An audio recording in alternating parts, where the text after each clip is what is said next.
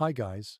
Tonight we set foot on the open plains, where the air feels sharp as broken glass and the wind slices across your cheeks like an invisible knife.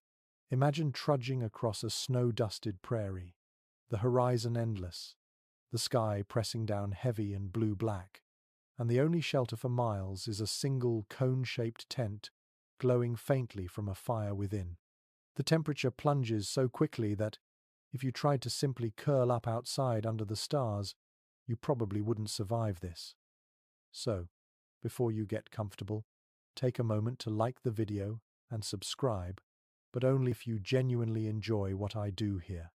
And since I always wonder where you're listening from, feel free to post your location and the local time in the comments. Now, dim the lights, let your shoulders drop, and let's drift into the story. You step toward that tipi, its poles stark against the night sky, its hide covering creaking as the gusts whip at it. At first glance, it doesn't look like much animal skin wrapped around wooden poles, stitched seams that might let in drafts. And yet, for generations, this fragile-looking cone was a fortress against the bitter cold. You duck beneath the flap, and the world changes instantly. The shriek of the wind softens, replaced by the gentle crackle of a fire in the center, its smoke rising up toward the clever vent at the top. A faint aroma of charred wood mingles with the musky scent of buffalo hide. You sink down on layered furs, and your body finally begins to relax. The historical fact here is simple. The Great Plains often saw winter temperatures plunge below zero, with winds so relentless that European explorers described them as unceasing knives. Yet entire communities lived through countless such winters inside these skin tents. They didn't just survive, they thrived enough to raise children, tell stories, and carry out sacred ceremonies. That alone should make you pause and wonder, what did they know that many modern campers forget? And here's a quirky tidbit. Some early traders recorded that newcomers often mistook the glow of Tipis at night for fairy lanterns spread across the prairie. Imagine cresting a ridge and seeing dozens of cones lit softly from within, like a field of earthly stars, each one holding families wrapped in warmth. Historians still argue whether the primary genius of the teepee was its aerodynamics, able to stand against those prairie gusts, or its portability, allowing people to chase the herds and dodge the worst of the storms. But what no one denies is that this structure, humble as it seems, carried a design brilliance that balanced every need: warmth, safety, and movement. Inside, you hear the wind sighing outside the hides, the occasional rattle of poles as they flex. You notice how the space feels alive. The fire throws shadows that sway gently on the curved walls. Your senses catch the rhythm of life in such a home, soft voices murmuring, a baby shifting under blankets, someone adjusting the fire with a stick so embers don't die. It's intimate, communal, a shelter designed not just to house people but to bring them close together. Picture lying back now, your head against folded robes. The ground beneath has been padded with reeds, grasses, maybe even a layer of earth raised up to block the seeping frost. You feel the insulation immediately, as though the cold has been politely asked to wait outside. If you close your eyes, the snowstorm beyond the flap might as well be another world entirely. There's also something about the way sound behaves in a teepee. The cone shape carries voices upward, softening them, making conversations feel private and hushed. You hear a grandmother telling a tale, her words weaving with the fire's crackle, lulling children to sleep. Someone chuckles softly at a joke that probably wouldn't make sense to an outsider, and the flames continue their steady, hypnotic dance, shadows flickering like gentle phantoms along the sloping hide. You think of how fragile human life is, and yet how clever people become when necessity presses. A sheet of hide, a circle of poles, a well-placed fire pit, suddenly the line between life and death shifts in your favor.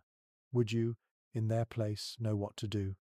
Or would you, like many settlers who perished of exposure, underestimate the ferocity of this land? The first lesson of surviving prairie nights is clear. Shelter is not just walls and roof. It is design in harmony with nature's mood swings. The tipi wasn't built to fight the wind, but to bend with it, to let smoke rise freely, to welcome the fire's heat without trapping its deadly fumes. It was, in its own way, a breathing creature exhaling smoke, inhaling warmth, alive in the night. So here you lie, your breathing slowing, your body sinking into layered furs. Outside, the snow thickens, muffling the prairie into silence. Inside, the tipi holds steady, a small beacon of resilience. And as the flames soften to embers, you can't help but marvel at the ingenuity that let entire nations of people sleep soundly, night after frozen night, in what outsiders once dismissed as mere tents. You stay curled in that warm hollow, but now your attention shifts to the walls themselves. They aren't just fabric stretched thin, they're hides, thick and heavy, drawn from the vast herds of buffalo that once darkened the horizon. Each hide is stitched carefully, overlapping to prevent seams from gaping in the wind. You run your hand over the surface. It feels rough, faintly oily, and it smells of earth and smoke. This is the first real secret of winter survival in a tipi. Buffalo hides turned what looked like fragile tents into sturdy cocoons. Historically, buffalo provided almost every necessity of life for plains tribes. Their meat-filled bellies, their bones became tools, and their hides, especially the thick, winter coats, were turned into coverings that defied the cold. A properly tanned buffalo hide could repel snowflakes and even shed rain, its dense fibers acting like nature's waterproof canvas. The hides used for tipis were often smoked, which preserved them and gave them that dark, musky scent you notice when you lean closer. That smoke treatment wasn't just practical, it made the hides resistant to insects and rot, ensuring the tent coverings could last season after season. And here's a quirky tidbit.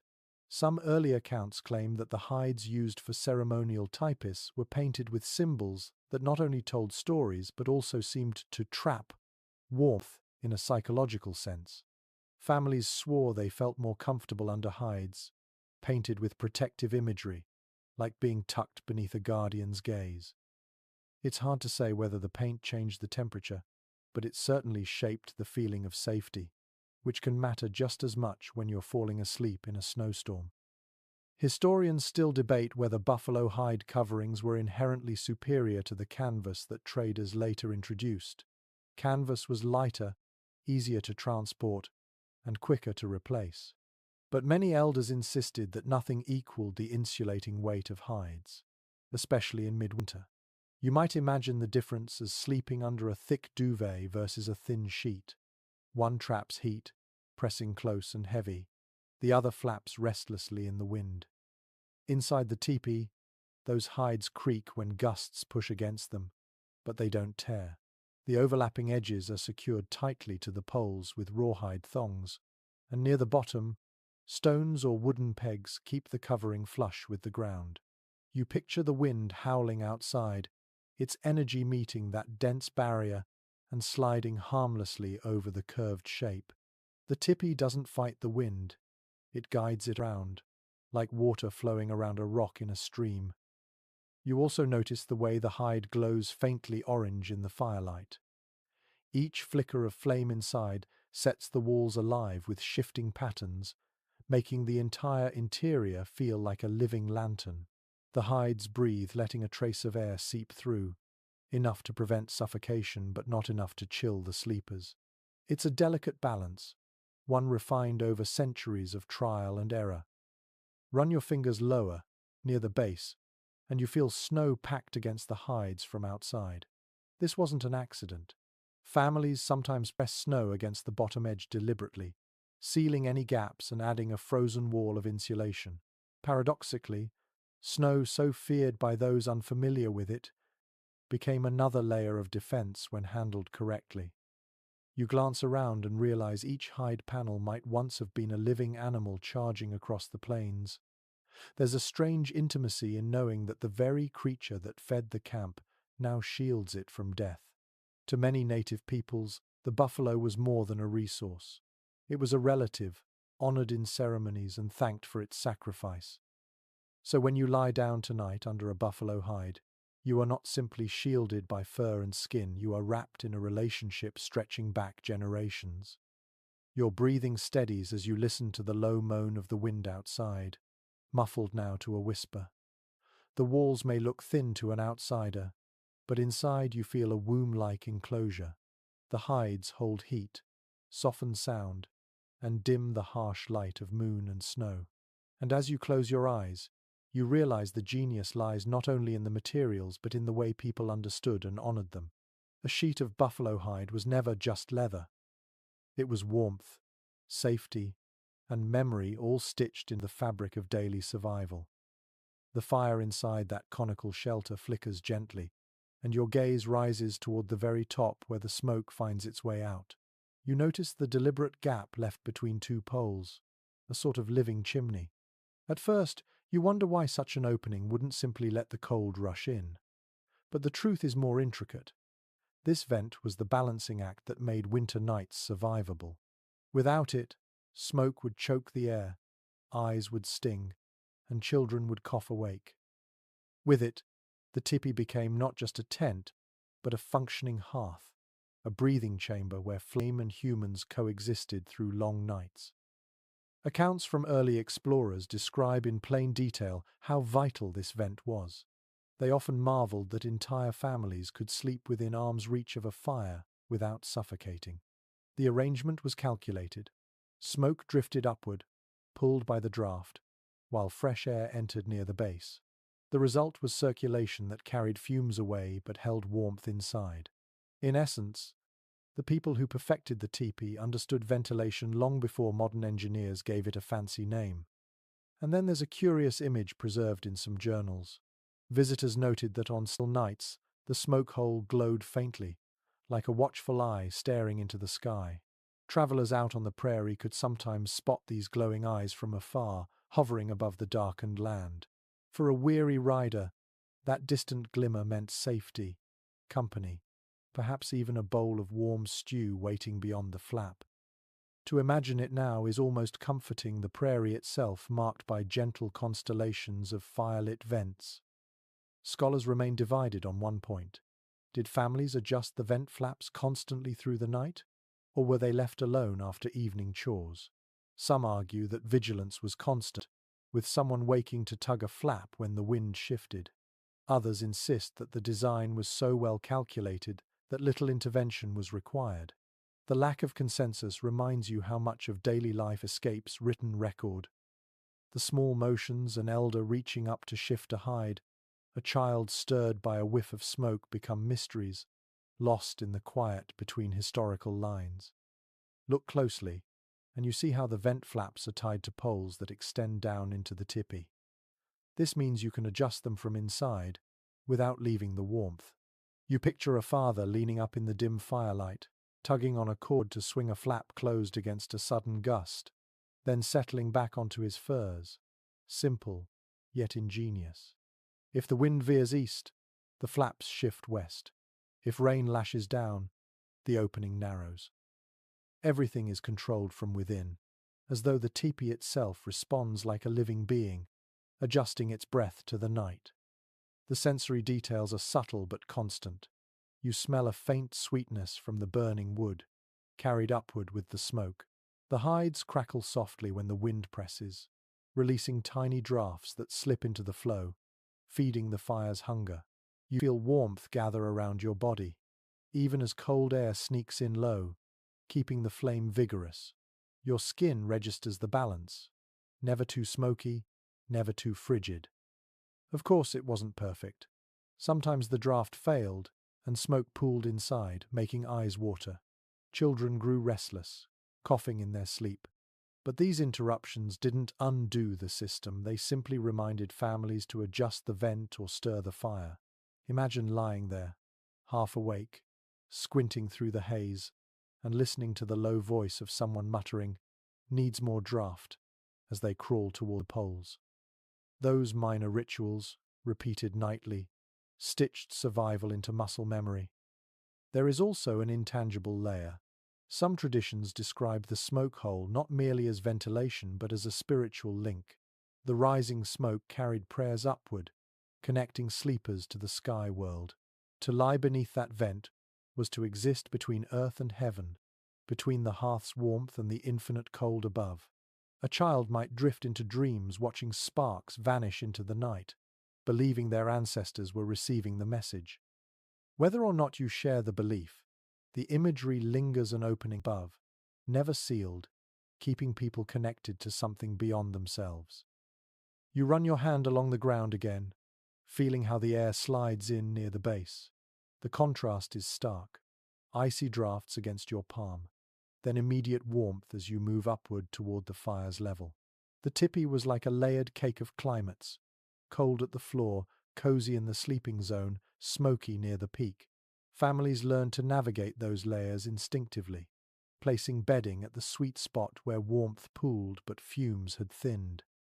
It was subtle environmental engineering, invisible to outsiders who might simply see a cone of hides. Think of how many settlers tried to copy the idea, clumsily. They built cabins with poor chimneys, leaving interiors stifling or dangerously smoky. Others pitched tents without vents, waking up with headaches from smouldering fires. Yet the native design, refined over centuries, solved those problems with materials at hand: poles, hides, cords. It makes you wonder, would you have known to leave that opening? Or would you have sealed it tight against the cold, only to choke yourself before dawn? Your ears catch another sound, the faint flutter of the flaps overhead when the wind tugs at them. It's almost soothing, a reminder that the shelter is alive and reactive. You think of the flap like an eyelid, blinking slowly in the night. Every adjustment is both mechanical and symbolic, guarding the balance between survival and suffocation. And so, lying there, you begin to appreciate the depth of knowledge encoded in this single feature. A hole at the top, controlled by hides on paper, it sounds simple, even obvious. But in practice, it is the fulcrum of life inside the tipi, the point where fire becomes ally rather than enemy. Without it, nights would be unbearable. With it, people could fall asleep to the murmur of flames, breathing freely, cradled in warmth. Imagine drifting off, watching smoke threads spiral into the night sky. Your last thought before sleep might be that those thin wisps carry your warmth into the stars, your family's presence marked against the cold universe. It is a thought both humbling and comforting. The tipi breathes with you, venting your fears, holding your heat.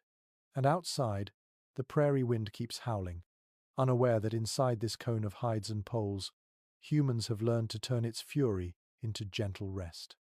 You roll onto your side, and as you do, you notice how little space separates you from the next person. Elbows brush, breath mingles. At first, you might find it stifling, but after only a few minutes, the comfort is undeniable. In the dead of winter, proximity was survival. Families didn't scatter into corners, they nested together in a tight circle, a ring of warmth inside the wider ring of the tipi itself. Contemporary reports confirm that communal sleeping was not an accident, but a deliberate technique. Early observers described entire households, grandparents, parents, children lying shoulder to shoulder under layers of furs. The human body, after all, is a radiant furnace, releasing heat that would otherwise be wasted. By pressing together, people created a microclimate warmer than any single fire could produce. In a land where nighttime temperatures plummeted below freezing, such an arrangement turned fragile skin into a renewable resource. One little-known anecdote comes from a trader who spent a winter night in a Lakota camp. He recalled being startled awake by the sound of soft laughter when he tried to scoot to the edge for space. An elder pulled him back into the pile, explaining in accented English, "If you sleep alone, you freeze alone." It was half joke, half warning, and he quickly learned that modest discomfort was preferable to frostbite. There is ongoing discussion about just how much this closeness was cultural versus practical. Some researchers maintain that it was mainly a survival strategy born of necessity. Others suggest that intimacy itself was valued, and the heat it generated was simply a fortunate side effect. What is clear is that the nightly ritual of lying close reinforced bonds as much as it preserved life. When bodies pressed together, so did hearts and memories. Children fell asleep to the rhythm of their mother's breathing, and elders dozed with the warmth of kin pressed at their backs. The sensory richness of that closeness is easy to imagine. You hear faint snores weaving with the pop of the fire. You feel the weight of a shared robe being tugged as someone shifts. You smell a mix of wood smoke, leather, and the faint animal musk of furs. These may sound oppressive to modern sensibilities, but in the moment, they were as reassuring as a lullaby. Each breath warmed the next. Each heartbeat became part of a collective rhythm that lulled the whole group towards slumber. Of course, challenges existed. Infants squirmed, children argued for elbow space. Someone's cough rattled through the night. Yet even these annoyances were absorbed into the flow of communal life. To be close was to share not only heat but also inconveniences. The tipi demanded patience, empathy, and constant negotiation of space, but the reward was waking alive. Archaeological evidence suggests that bedding was arranged in arcs around the fire pit, with headrests or small bundles serving as pillows. People angled themselves, so feet pointed toward the fire, heads toward the wall. This meant toes and legs sucked up the strongest heat, while faces stayed in the cooler zone closer to the hides. It was a careful choreography, invisible to outsiders but perfected across generations. You picture it now, a circle of bodies, furs layered above, embers glowing at the center.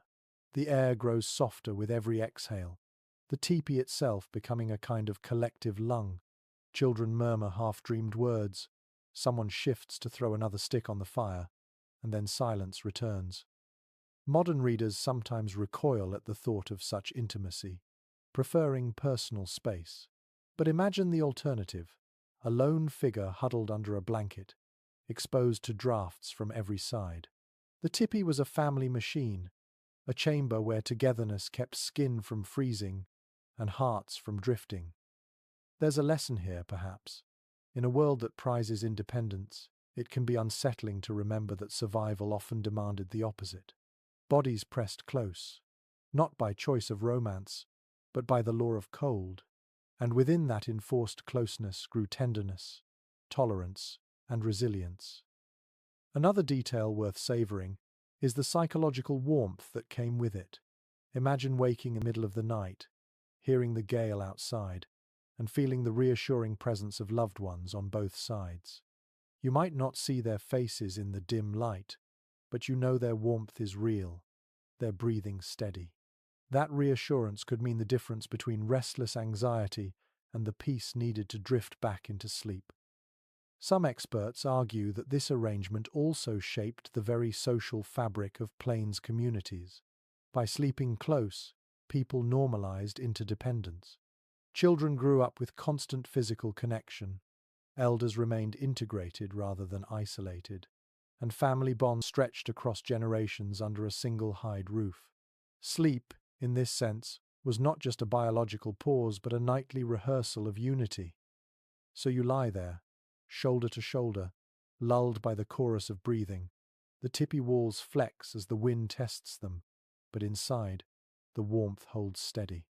It's not just firewood and hides keeping you alive tonight. It's the nearness of others, the merging of body heat into a pool of safety. And as your eyelids grow heavy, you recognize the quiet genius. In a land so merciless, togetherness itself was the softest blanket. You shift on the bedding, and as you do, a surprising sensation rises from below. The ground, which you expect to be hard and icy, holds a faint trace of warmth. You press your palm flat, and the surface feels not merely insulated but actively radiating heat. This was another quiet innovation of winter life inside tipis, the hidden firebeds beneath rugs and robes that warmed sleepers from below, as though the earth itself had been coaxed into partnership. Surviving accounts describe how shallow pits were sometimes dug in the center, or even beneath sleeping areas, lined with stones or packed earth, where embers could be buried. The technique was straightforward yet brilliant. Once heated by fire, stones retained warmth for hours, slowly releasing it upward into the bedding. In this way, the tipi became a natural oven, gentle, steady, and far safer than a roaring blaze. People lay down not on frozen soil but on a platform infused with stored fire. You might smile to learn that travelers occasionally mistook these setups for primitive, underfloor heating. Imagine their surprise when, in the middle of the night, they shifted a mat and discovered glowing coals slumbering beneath. Some even panicked, fearing the tent would ignite, but the technique was well controlled, relying on careful layering of soil, ash, and stone. Families had perfected the art of using fire's energy without letting it consume them. Researchers continue to puzzle over how common this practice was. Some argue it was an everyday winter method. Others believe it was reserved for particularly harsh nights or specific tribes. Archaeological traces are rare. Ashes disperse, stones scatter, so certainty eludes us. But enough written observations survive to suggest that, at least in some communities, the ground itself joined the nightly effort to keep the cold at bay. Consider the sensory experience of such warmth. You lie back, layers of furs above,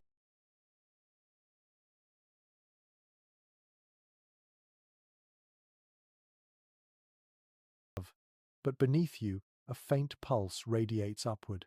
It feels like sleeping on the belly of some great animal, steady and dependable. The cold outside becomes irrelevant. Your body is cradled between heat rising from below and heat falling from the fire's glow above.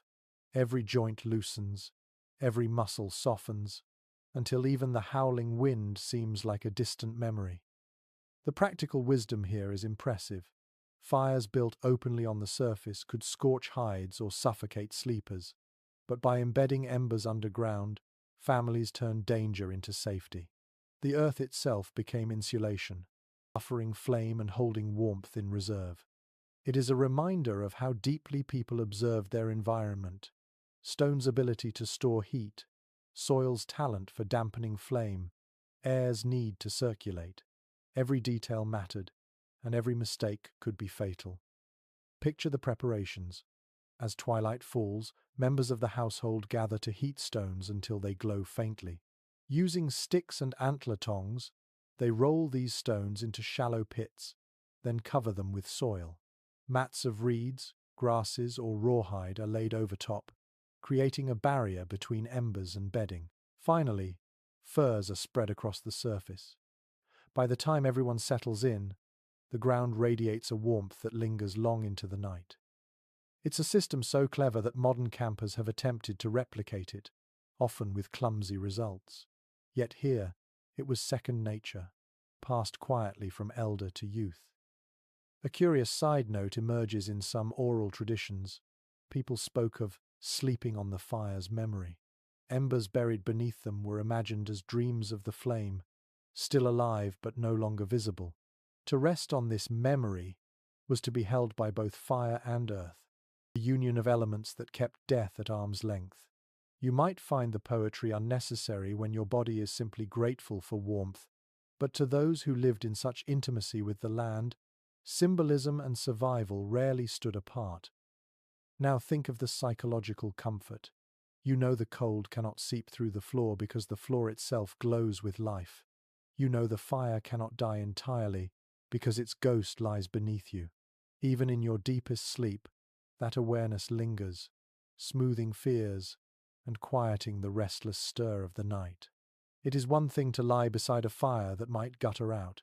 It is another to lie upon its lasting imprint. Some specialists suggest this technique also saved fuel. Rather than burning through logs all night, families could bank a few stones at dusk and rely on their slow radiation. In a land where resources were precious, efficiency meant survival. Why feed flames constantly when a single evening's blaze could provide warmth until morning? Such wisdom wasn't written in manuals but inscribed in habits, tested by centuries of trial. The experience of lying above one of these pits is difficult to convey. The warmth is not sharp like sitting by a fire. It is mellow, steady, as though the ground has grown compassionate. You roll onto your side, and your hip doesn't ache against frost.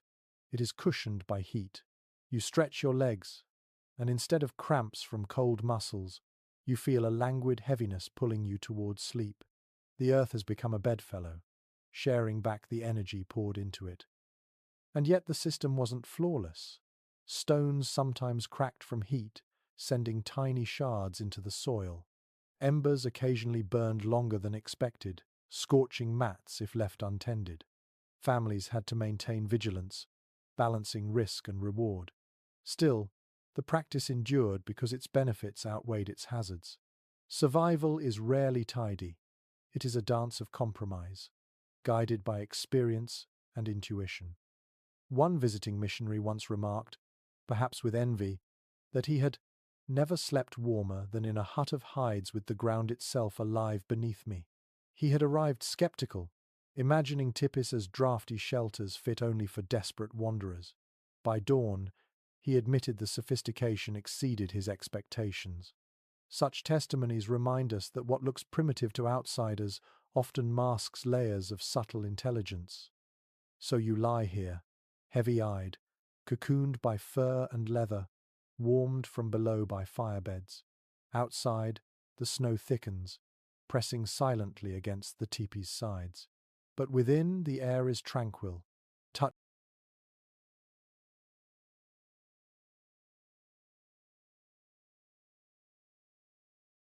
by heat from above, from the circle of bodies beside you, and now from the earth itself. You have entered a space where every element hide, flame, soil, stone plays its role in protecting life. Your breath slows. The crackle of distant embers blends with the whisper of the wind. The night could be endless, the cold merciless, yet you are safe. You sleep not just on ground, but on the memory of fire, carried into dreams by warmth that seeps through every layer. And as you drift, you realize survival has always been about more than brute force. It has been about listening, listening to the earth, to fire, to one another, until even the fiercest winter night becomes bearable. The night deepens, and you tug another layer over yourself. It is heavier than cloth, denser than any blanket you've ever known. You run your fingers across the surface and feel the silken nap of wolf fur, then the rougher hide of deer beneath it. Someone else has piled rabbit skins along the edges, small but effective, filling gaps where drafts might sneak in. Every surface of your body sinks under the weight, and suddenly you understand why these people never froze to death in the bitter prairie winters. It is well documented in explorers' notes that winter sleeping in the Great Plains was never a matter of one blanket. Entire stacks of hides, buffalo, elk, deer, coyote, rabbit were layered in complex arrangements. A base layer of grasses and mats kept moisture away. Above that came a thick robe of buffalo hide, hair turned inward to trap warmth. On top of that, lighter pelts were thrown in casual abundance, each one adding not just heat but softness. It was bedding by accumulation, a quilt built from animals rather than fabric. Travelers often remarked with surprise at the sheer weight of these coverings. One fur trader joked that it took two strong men just to lift the bedding at dawn. He claimed he slept so deeply that when a storm rattled the tipi poles, he didn't wake until someone pried him out from under the furs. Amusing or exaggerated, the image still conveys the astonishing density of these makeshift quilts. Experts remain divided on which animals provided the best insulation. Some argue that buffalo robes, with their thick undercoats, were unmatched. Others point to wolf or coyote pelts, prized for their ability to shed frost without soaking. There's no final agreement, and perhaps there never will be. Families used whatever the hunt provided, arranging pelts according to need and instinct rather than formula. The diversity of hides was itself an advantage. If one grew damp, another stayed dry. If one was stiff, another was supple. The combination mattered more than the single source. Imagine lying beneath this pile. At first it feels overwhelming, like being pressed into the earth. Then, as minutes pass, the weight steadies your breathing, slows your pulse, and draws you downward into a comfort so profound it silences the mind. Modern weighted blankets claim therapeutic benefits, but here the principle existed centuries earlier. The sheer heft of fur was not only warmth but reassurance, pressing back against the cold and against your worries. Each pelt carried its own scent and story. The wolf hide held a trace of musk, sharp but protective, reminding you of the predator's keen strength. The deer skin smelled faintly of grass and soil, gentler and familiar. Rabbit pelts, soft as whispers, added a sweetness to the mix. Together, the aromas created a living perfume of the prairie, earthy and grounding. Falling asleep, wrapped in those scents, was falling asleep in relationship with the land itself. The tactile sensations were equally varied. Your cheek might brush against silky guard hairs one moment, then coarse mane the next. Fingers explored textures without thought, tracing the patterns of survival. For children, such sensations formed memories, dreams always carried the feel of fur, as natural as the sound of wind or the taste of roasted meat. These weren't luxuries, they were the very fabric of existence, as essential as breath. There's also the matter of sound. Pelts do not rustle like woven cloth. They shift heavily, with a muffled thump or a low creak, noises that quickly fade into background. When someone adjusted their bedding, the entire pile moved as one organism, sighing under its own weight. To a listener half asleep, it could sound like the slow breathing of some great beast, surrounding you, protective rather than threatening. Resourcefulness extended further. Smaller scraps of fur were tucked into boots or mittens, ensuring toes and fingers did not stiffen overnight. Hunters sometimes kept strips of rabbit skin expressly for wrapping around infants, layering them inside larger robes. In extreme conditions, people even lay inside buffalo hides, still bearing traces of fat, the natural oils adding another barrier against freezing. It was not comfortable by modern standards, but it was effective, and effectiveness meant life. One curious observation from a 19th century soldier mentions that after sharing space in a tipi, he woke covered in frost on his outermost blanket while beneath he was sweating. He realized that the hides themselves encouraged condensation, forming a frozen shell outside while trapping heat inside. In a sense, each sleeper became a furnace, steaming the inner layers while the cold turned the top into an icy crust. Strange as it sounds, this system prevented warmth from escaping further, like a natural thermos. The visual image inside the teepee was striking. By lamplight or fireglow, heaps of fur looked like living mounds, as though wolves, deer, and buffalo still slumbered beside their human kin. In some traditions, this resemblance was intentional. Families believed they slept not alone but accompanied by the spirits of the animals that had given their hides. Each layer was both blanket and companion, a reminder of reciprocity. The animal sheltered the human, and the human honored the animal through prayer and ritual. No consensus exists on whether pelts were always carefully sorted or simply piled as available. Some evidence suggests elaborate arrangements for ceremonies, with matching hides aligned in patterns. Others point to everyday practicality: warmth first, order later. Either way, the result was unmistakable.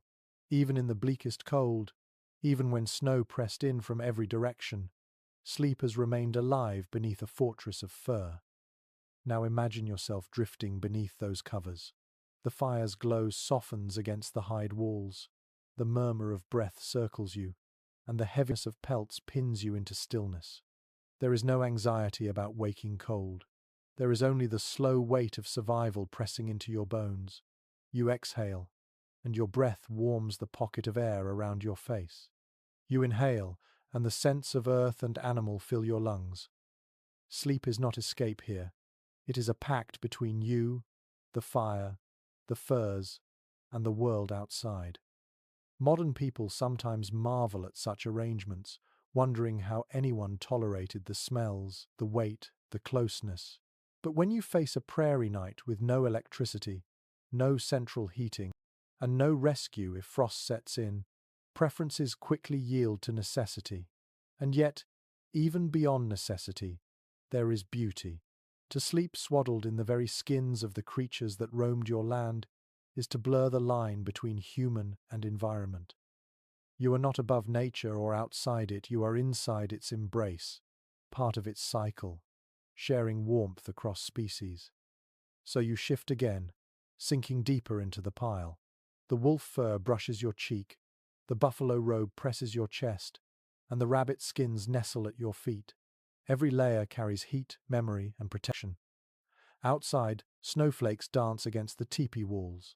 Inside, you are immovable, secured beneath a mountain of furs. And as your eyelids close, you feel the truth of it.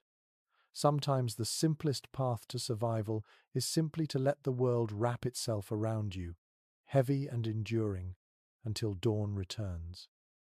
You stir in your sleep, shifting slightly, and feel that you are not lying flat on frozen ground at all.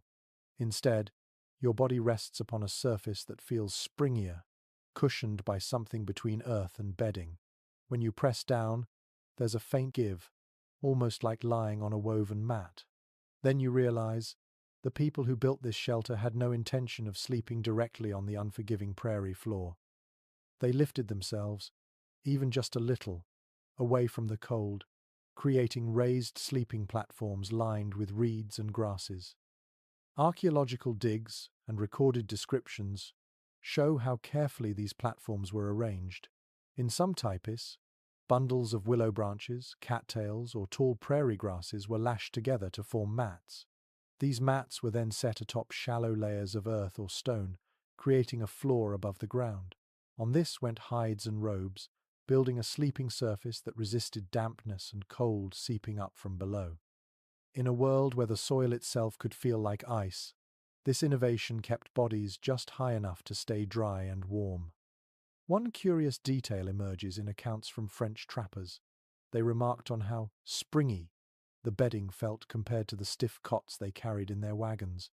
One even compared it to lying on a hay mattress in a farmhouse, surprised to find such comfort in what he had dismissed as a savage tent. That surprise reveals a common theme. Outsiders often underestimated the sophistication of what they saw. Scholars continue to debate whether these platforms were permanent fixtures or improvised as needed. Some argue that families rebuilt them every time the tipi moved, weaving mats anew at each site. Others suggest they carried rolled-up bedding mats from camp to camp, ready-made for the next shelter. With no definitive evidence, the truth may have been a mixture. Local reeds used when abundant, portable mats when travel demanded speed. Either way, the principle remained: nobody slept directly on frozen soil unless forced by dire circumstances. The sensory difference is profound. Imagine lying on the bare ground in midwinter, the frost leaching into your bones, joints stiffening, every breath shivering your ribs. Now imagine lying just a few inches above that, on a mat that breathes, with grasses and hides insulating you from below. Your back feels cushioned, your hips don't ache, and warmth pools around you instead of being pulled downward. That small elevation changes the entire experience of the night. The reed mats also had a practical bonus. They allowed air to circulate underneath. This kept moisture from pooling and prevented mold from forming. Anyone who has camped in damp conditions knows the misery of waking in soaked bedding. By lifting themselves just enough, families avoided that hazard. Dry bedding meant warm bedding, and warm bedding meant life. It is easy to imagine the daily ritual of building these platforms. Children might gather cattails or reeds in summer, elders directing them to the best patches near riverbanks. Women wove the stalks into mats with practiced speed, hands moving rhythmically, strands bending and folding with familiarity. By the time winter arrived, these mats were ready, rolled and stacked with the rest of the household goods. When the teepee was raised, the mats were unrolled, forming the first layer of comfort. Everyone contributed, and everyone benefited. A little-known observation comes from a 19th-century missionary who slept in a teepee one winter.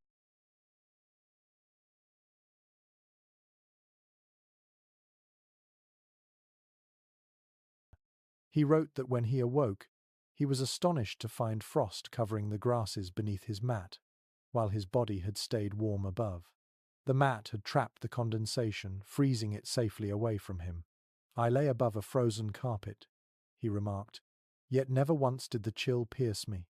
Such a simple design, and yet it transformed hardship into rest."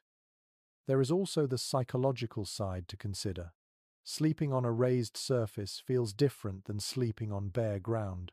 It elevates you, symbolically as well as physically. Some oral traditions suggest that people believed lying slightly above the earth protected sleepers from certain spirits that wandered at night. Whether or not you accept the spiritual meaning, the comfort was undeniable. To be lifted, however modestly, was to reclaim power over the cold that sought to drag you down. And then there is the sound. When someone shifted on a mat of reeds, you would hear a soft creak, like whispering grass in the wind. It blended with the crackle of the fire and the sighs of sleepers, forming a natural lullaby. Children may have drifted into dreams listening to that faint rustle, associating it forever with warmth and safety. Imagine now the physical layout inside the tipi. Around the fire pit in the center, arcs of raised bedding formed a circle. Each family member had a spot, heads toward the wall, feet angled toward the fire. The raised mats meant that even when snowmelt seeped into the soil, sleepers stayed above the wetness. They were suspended, not far, but just far enough to matter. This was survival measured in inches, not miles. Modern campers sometimes try to replicate the effect with foam pads or inflatable mattresses. Yet the principle is identical. Separate the body from the cold earth, and comfort multiplies. It's striking to realize that long before plastic or nylon existed, the people of the plains already solved this problem with plants and skill. One fur trader confessed in his diary that after several weeks of sleeping on reed mats inside tipis, he dreaded returning to his own military cot. "I shall miss the grass," he wrote, "for it bends where I do and never complains." His words are both practical and poetic, capturing how quickly one adapts to comfort when it is wisely designed. So here you lie, your body no longer pressed against frost. You feel cushioned, buoyed as though the earth itself has softened for you. The fire glows, pelts weigh heavy above, and now the ground below joins in kindness. You are sandwiched between generosity, the hides above, the reeds below, and in that embrace, sleep becomes not a desperate grasp at warmth, but a gentle drift into dreams. The genius of raised sleeping platforms was not just insulation, but dignity. People did not merely endure winter nights on the bare ground. They shaped their environment to support them. That shaping was quiet, humble, invisible to many, yet its effect was profound. In every creak of grass, in every dry night's sleep, it whispered the same truth. Survival lies in small elevations, in lifting oneself just enough above the cold to rest without fear. You open your eyes in the middle of the night, just for a moment, and see that the fire hasn't gone out. The embers are still glowing, their light pulsing gently like the heartbeat of the tipi itself. Someone has stirred them, added a few sticks, maybe shifted the logs so they burn slower. It is not chance. It is vigilance. These fires did not die when people fell asleep. They were coaxed, nudged, and carefully watched, ensuring that warmth endured until dawn. Historical records describe the practice of maintaining what they called a living fire. Families never let flames extinguish completely. Instead, they banked them, pushing logs together,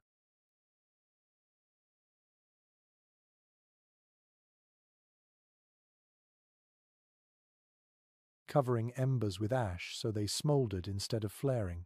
By doing so, they conserved fuel while preserving heat. At intervals, someone would stir the ashes, letting the embers breathe again. The tipi was rarely without that soft, reddish glow. One rather surprising account comes from a fur company clerk, who claimed he was amazed to find the same fire glowing night after night inside a single lodge for months on end. He wrote that it was as though the fire itself belonged to the family, a member that never left them. His astonishment makes sense. For him, fire was something built and rebuilt each day. But for the people here, it was continuity, a flame passed forward through time, nurtured by every hand that fed it. Researchers remain divided over whether specific roles were assigned for this nighttime tending. Some ethnographers suggest that women primarily managed the fire, rising in the night to adjust fuel. Others argue that duties rotated among household members, with even older children sometimes responsible for poking the coals. Because diaries and oral histories vary, there is no single conclusion. What is clear is that someone always watched, listened, and acted when the fire began to falter. Think about how this vigilance reshaped the rhythm of sleep. Nights were not entirely still, they pulsed with tiny interruptions. Someone coughed, rose, shuffled over, nudged the fire, then lay back down. These moments of half-wakefulness became normal, woven into the fabric of rest. Unlike the modern idea of solid 8-hour sleep, nights here were segmented, social, and responsive. You might drift in and out, aware of embers sparking, reassured by the sound of logs settling. The sensory atmosphere was magical. Imagine the glow illuminating faces briefly when someone went to stir the fire, their cheekbones lit orange, shadows thrown across the curved hide walls. The smell of fresh wood joined the heavier scent of buffalo hide. The faint crackle reassured everyone that the cold remained at bay. Then the caretaker returned to their bedding, and darkness deepened again, punctuated only by the pulse of coals. Children grew up learning this ritual almost before they could speak. They knew that without tending, the cold would creep in, breath would frost, and sleep would fracture into shivers. So they learned to listen, the sigh of embers fading, the hiss of ash collapsing, the silence that meant flames needed help. To live in a teepee was to become attuned to fire as a companion, not merely a tool. A missionary once complained that he could never sleep through the night in such conditions, disturbed by people constantly moving to adjust the fire. But he also admitted, grudgingly, that he was warmer in that tipi than he ever was in his own cabin. He seemed to miss the larger truth. These small interruptions were not disruptions but safeguards, proof that community worked even when everyone was supposed to be asleep. There is another layer too. Many tribes considered fire sacred, a presence deserving respect. Tending it was not only practical but spiritual, a form of guardianship. The flame was alive, and to let it die was to neglect a relationship. Families whispered thanks to the embers, treating them not as mere fuel but as kin. To wake in the night and see a glow was to be reminded that life itself continued, carried forward by that elemental companion. Picture yourself half asleep, hearing the faint rustle of someone rising. You don't open your eyes at first. You just listen. The soft step on reed mats, the quiet clink of wood against stone, the puff of breath as ash stirs. Then comes the renewed crackle, the fresh flare of orange behind your eyelids. Only then do you let yourself drift back under, trusting the warmth to hold. That cycle repeats, again and again, until the first pale light of dawn. Fuel was not wasted carelessly. Wood on the plains could be scarce, and buffalo dung was often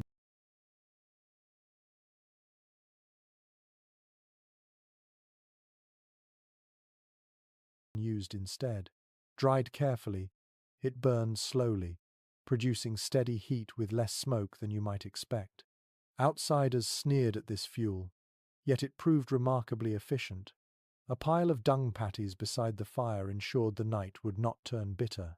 The smell was distinct, yes, but in the mingled scents of hide and smoke it became another familiar note, hardly noticed after a while. Some families even arranged night watches, especially in harsher months. Elders or adolescents might sit up for a time, poking the coals, humming quietly, telling stories to themselves while others slept. This vigil gave shape to the night, a reminder that the community never left itself defenseless. In a way, the firekeeper was as much a guard against cold as against predators. They defended life by keeping the flame alive. The psychological comfort was immense. Imagine waking suddenly to silence, no glow, no crackle. Panic would rise instantly.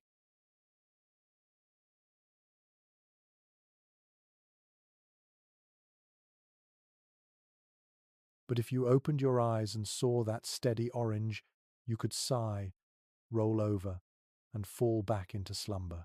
The fire's persistence was reassurance embodied in light. It was the thread that stitched dusk to dawn, connecting every sleeper through shared dependence. You can almost hear it now. The gentle pop, the occasional hiss when a log released sap. The tipi walls glowed faintly, alive with patterns of flame. Shadows moved softly, like ancestral spirits drifting above. Outside, the wind screamed, but inside, the fire answered in its own language, steady, calm, unbroken. This is the truth of survival here. It was never passive. Families didn't simply hope the cold would spare them.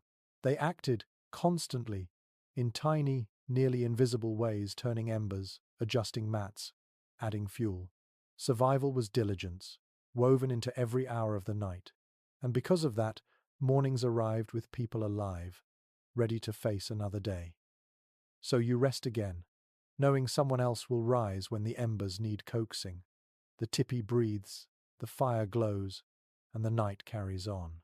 Your body drifts deeper, comforted by the thought that even as you sleep, care continues.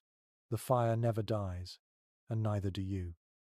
Your stomach growls faintly, even in this half-dreaming state, and you realize that what you ate before lying down has as much to do with your comfort as the fire or the hides. In the bitter winters of the Great Plains, food wasn't only about filling bellies, it was fuel for the internal furnace.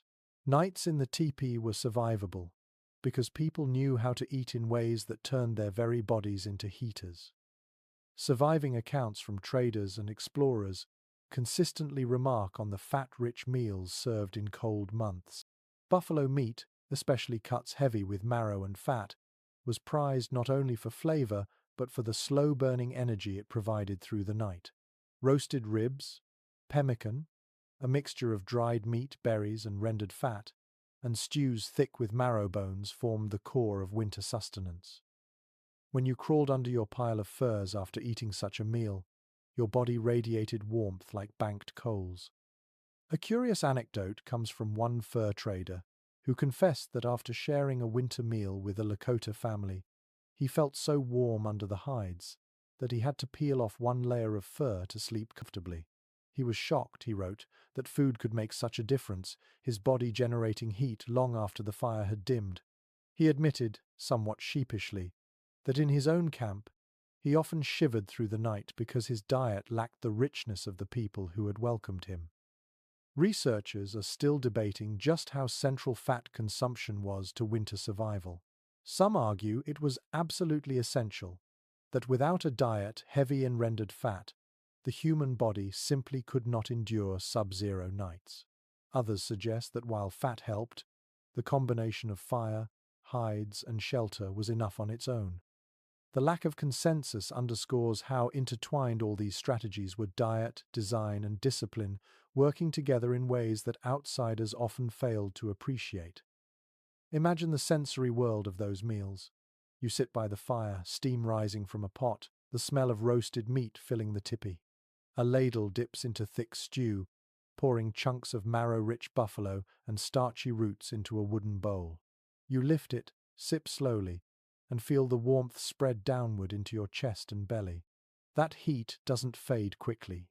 It lingers, converting to energy that your body will spend slowly, hour by hour, as you lie still beneath the furs.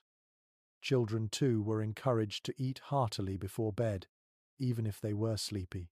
Parents knew that full bellies meant warm children. Babies were sometimes given broth, their tiny bodies infused with nutrients that kept shivers away. Everyone carried some of the fire inside them when they curled up for the night. Fuel conservation extended to the body as well. Eating meant the body could burn fat for heat instead of muscle. The people of the plains understood this instinctively, if not in scientific terms. They hunted buffalo not only for hides, but for the fat that made nights bearable. Bones were cracked open, marrow scooped out, and even rendered fat stored in bladders or hides for later use. Nothing was wasted, because everything was survival. Another curious note from early observers. Some reported that before bed, children were sometimes given chunks of tallow to chew. Not for flavor, though some may have enjoyed it, but for the steady warmth it produced. Outsiders often recoiled at the practice, unable to see past their own cultural lens. Yet the wisdom was clear. A child with fat in their belly was a child who would wake alive.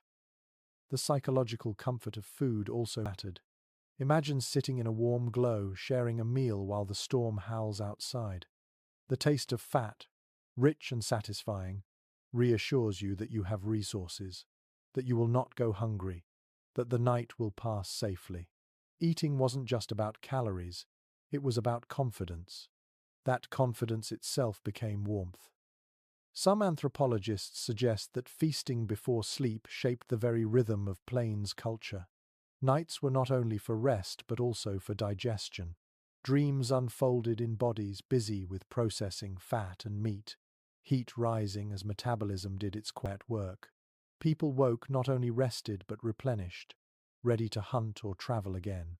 Sleep and food became inseparable partners, each making the other possible. Now picture yourself after such a meal. You lie back, heavy with fullness,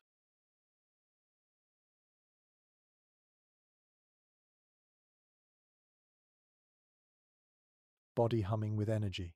The fire glows, the hides weigh upon you, and inside, your stomach churns steadily, feeding warmth into your limbs. Outside, snow whips past the tipi, the wind fierce enough to tear through flesh if you faced it bare. But inside, you are a furnace, burning slow, fueled by what the land has given. The soundscape of digestion even added to the communal rhythm. In the stillness, someone's belly might rumble softly, another might sigh contentedly, and children giggled before drifting into sleep. These small bodily noises blended with the fire's crackle and the wind's muffled howl, creating a kind of nighttime symphony unique to life in the teepee. One French explorer described his amazement at being served a bowl of pemmican, a concoction he called the food of forever. It was dense, rich, and lasted for hours inside him. He admitted that after eating it, he felt as if he carried a second fire inside his chest. That fire, combined with the tipi's warmth, made him realize why so few people froze despite the cruelty of the weather. There's something almost poetic about it. The cold attacked from outside, but the answer came from within. Fire in the hearth, fire in the belly, fire in the bones of buffalo that gave their lives. Every element collaborated to keep humans alive through the longest nights. So you turn onto your side now, listening to the slow breathing around you. Each sleeper has eaten well, their bodies radiating heat into the circle. The tipi holds them together, the hides pressed down, and inside each chest a private furnace hums away. You realize survival isn't just about shelter. It's about preparation, resourcefulness, and respect for the rhythms of nature. To eat was to fight back against the cold, not with weapons, but with warmth that came from inside. As your eyelids grow heavy again, you feel it in yourself, that steady, quiet flame in your belly. It is warmth, not of firewood or furs, but of nourishment, coursing through your veins, a reminder that sometimes the simplest act, eating well before bed, was the difference between life and death on these frozen plains. The fire has settled into a bed of glowing embers, the teepee walls dark except for faint pulses of orange, yet you are not drifting into silence. Around you, voices murmur softly, weaving through the night. It is not loud chatter or raucous laughter, but a low stream of words and song, flowing like a quiet river. Before sleep, families shared warmth not only through fire and hides, but through stories, whispers, and the gentle rhythm of music. Contemporary descriptions from travelers note how common it was for evenings in the teepee to end with storytelling. An elder's voice would rise first, steady and slow, recounting tales of creation, of great hunts, or of trickster spirits. Children, already tucked beneath furs, would listen wide-eyed, their imaginations painting vivid pictures against the hide walls. The cadence of the stories often matched the crackle of the fire, hypnotic and lulling, carrying listeners deeper into rest. These weren't merely tales, they were lessons disguised in narrative, teaching children about courage, humility, and respect for the natural world. One curious observation from a settler who once shared such a night describes how, after hours of travel in bitter cold, he found himself soothed by a song sung barely above a whisper. A grandmother hummed, rocking a child, and the entire teepee seemed to fall into rhythm with her. He admitted he understood none of the words, but he swore the melody warmed him more deeply than the fire. Perhaps it was suggestion, perhaps fatigue, but he left convinced that song itself was another layer of insulation, pressing gently against the cold. Experts disagree on whether these late-night rituals were primarily for children's sake or for everyone. Some argue the songs and stories mainly served to calm little ones before they slept, while others suggest they were equally crucial for adults, binding the group emotionally before silence descended. What cannot be disputed is that these nightly rituals made sleep more than a physical necessity, they made it a communal ceremony. Picture the atmosphere. Shadows stretch long on the hide walls. The fire throws moving images, and a voice carries across the small space, slow and rhythmic. Someone chuckles at a remembered incident. Someone else adds a line to the story, turning it playful. A drum beat, faint and steady, might tap out time. The tipi fills not with heat alone, but with shared memory, laughter, and reassurance. In that environment, sleep becomes not a solitary surrender but a collective drift, everyone sliding gently together toward dreams. The sensory details are delicate. The crackle of embers punctuates sentences. A child's laugh rings briefly, then fades into a yawn. The smell of smoke lingers in hair and robes, a constant companion, while the rustle of furs marks someone settling into place. These sounds and smells become the lullaby, their familiarity stronger than any blanket. You can imagine the power of those moments on a long winter night. Outside, winds batter the prairie. Wolves howl across the frozen grasslands. But inside, voices layer over one another, creating a dome of humanity. The tipi is not merely resisting cold, it is asserting life, culture, and joy in the face of harshness. Story and song were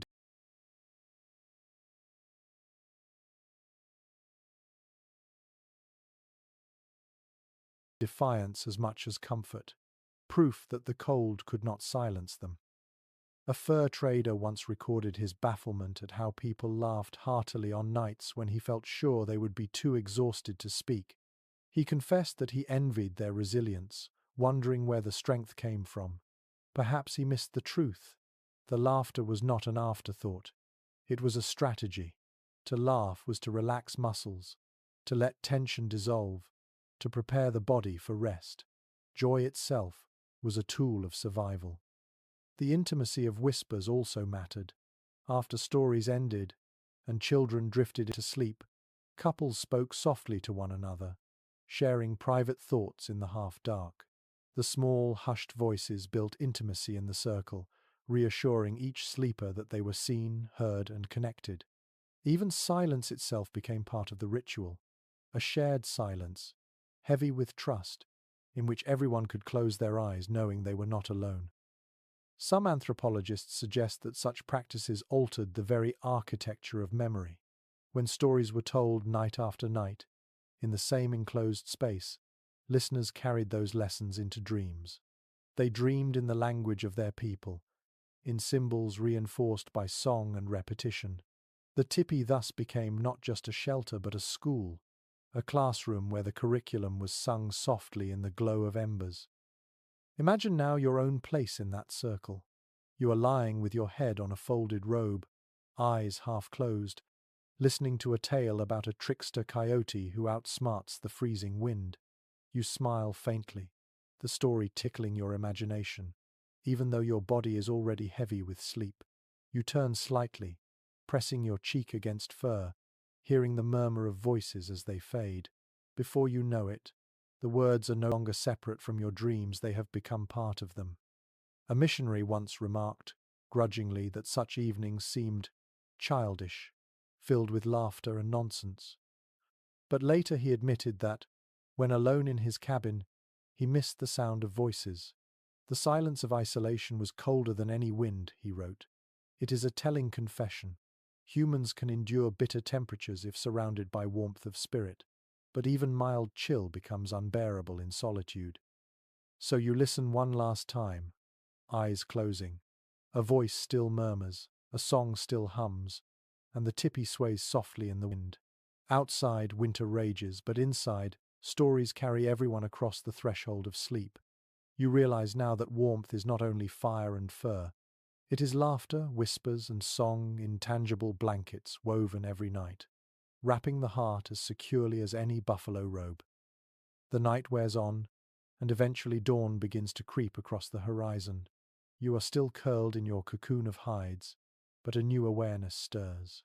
The flap of the tipi has been positioned deliberately, and you notice it points toward the east. When the first strands of sunlight break across the prairie, they will shine directly into this doorway, illuminating the interior.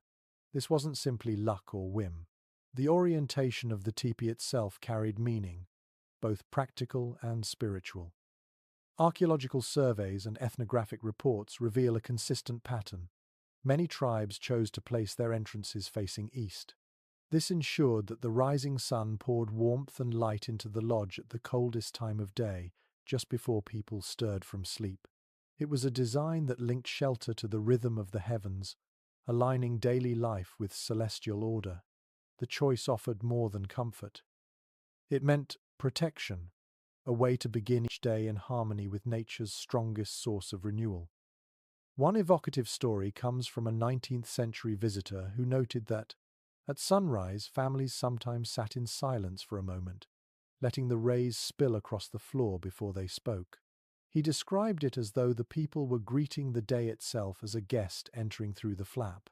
The image is striking light, treated not as background but as presence, joining the circle of sleepers.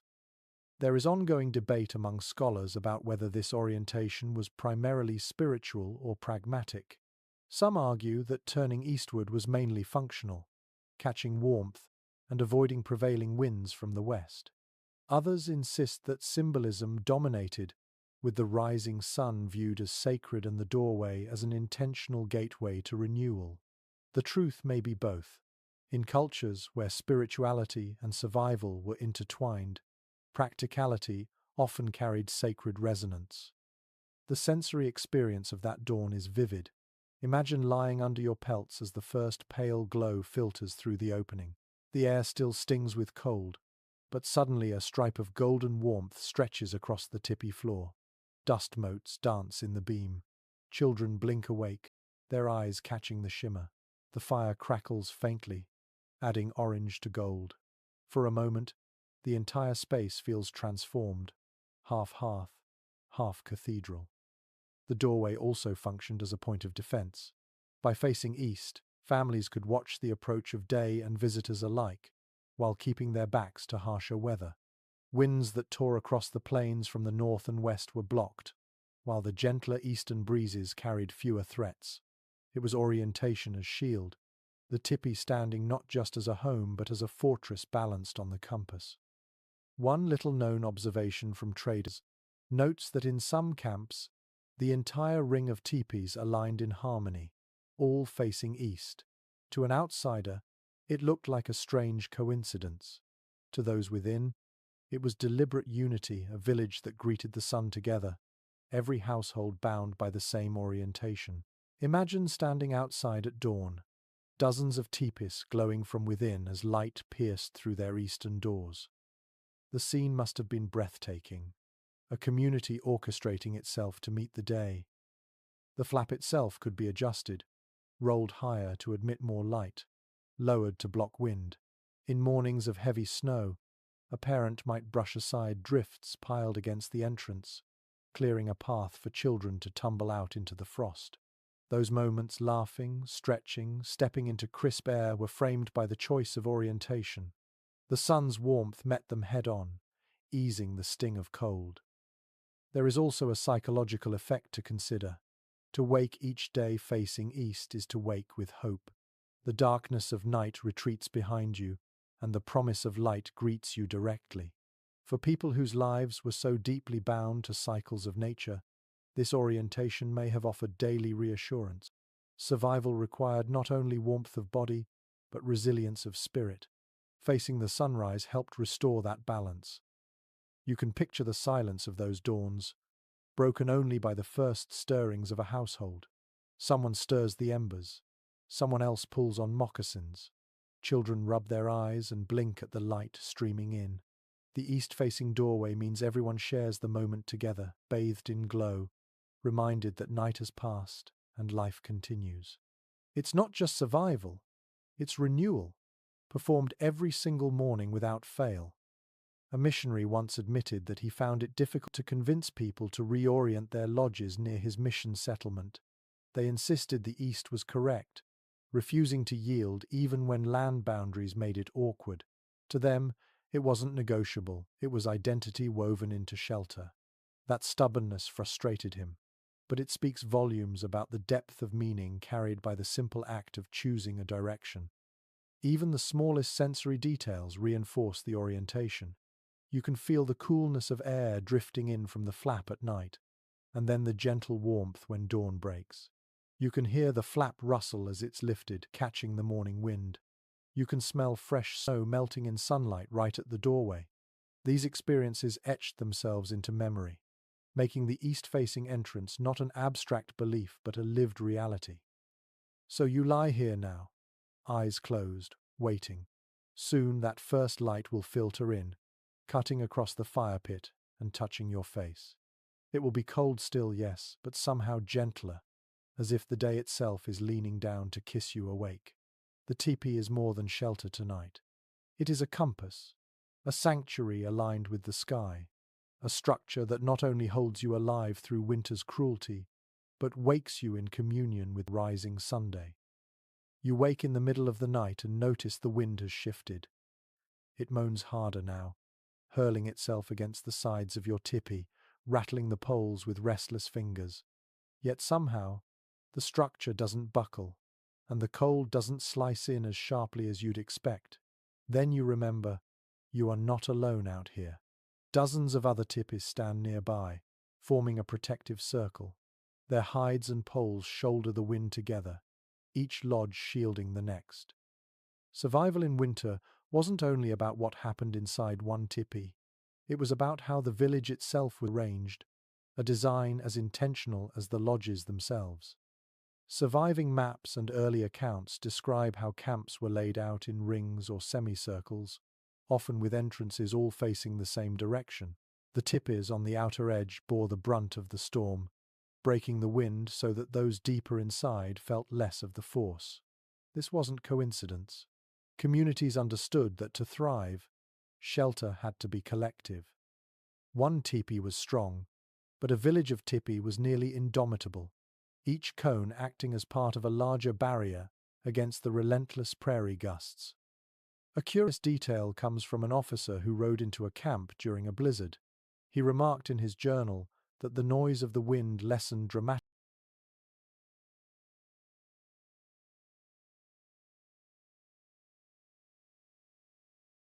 once he entered the circle. It was as if he'd stepped into a fortress of hides, he said, where the fury of the storm was muffled to a low growl. What he perceived as strange was simply the result of geometry and community. Rows of lodges turned their broadest sides to the gale, creating a buffer zone of calmer air inside. Researchers remain divided on whether these arrangements were always symmetrical or varied according to terrain. Some argue that tipis were set in near-perfect rings regardless of location, reflecting ritual order as much as practicality. Others suggest that families adapted layouts to landforms huddling closer near riverbanks, scattering wider across hills. The truth, as usual, may lie between. Order and adaptability worked together, ensuring that every household benefited from collective design. Imagine the sensory experience of being inside such a village at night. Outside the ring, the wind screams unbroken, carrying snow like knives. But within, the sound is muted, softened by the first line of lodges. Fires glow from dozens of vents, smoke drifting into the sky in thin, wavering columns. The light resembles stars anchored to earth, a constellation of human survival. You hear distant laughter, the shuffle of feet, dogs shifting in the snow. The sense of enclosure calms you, reminding you that your tipi is not an isolated speck but part of a living organism, the camp itself. Children must have felt this most keenly. When they stepped outside at dawn, The first thing they saw was not the endless prairie but the ring of other lodges. That sight reassured them that they belonged to something larger. That warmth extended beyond their own family circle. To play in the snow between tipis was to live inside a fortress made of kinship. One traveller noted how the ring also shaped wind patterns so that snowdrifts piled predictably, often at the camp's edge rather than its heart. This meant pathways between lodges remained passable, even in heavy storms. It was another unspoken benefit of collective design. The very forces of nature were redirected, channeled into less threatening shapes. What to an outsider looked like chaos tents scattered across frozen ground was, in fact, meticulous choreography. There's also a cultural layer here. Some oral traditions describe the circle as sacred, mirroring the cycles of the sun, moon, and seasons. To arrange typus in a ring was not only practical but symbolic, aligning human shelter with cosmic order. At night, when firelight flickered through hide walls, the circle must have looked like a glowing wheel set down upon the earth. Families slept within that wheel, wrapped in both community and meaning. The sounds of such a village at night carried reassurance. You could hear fires crackling from multiple directions, voices drifting through the wind, dogs barking occasionally at shadows. No single teepee was ever alone in silence. Even in sleep, you remained part of the collective, your warmth doubled by the knowledge that others shared the night with you. This psychological comfort, subtle but potent, mattered as much as any physical wall of hides. A fur trader once complained that he could never find privacy in such a camp, surrounded always by people. But later, during a solitary journey, he admitted he longed for the comfort of that circle. Alone, the wind seemed louder.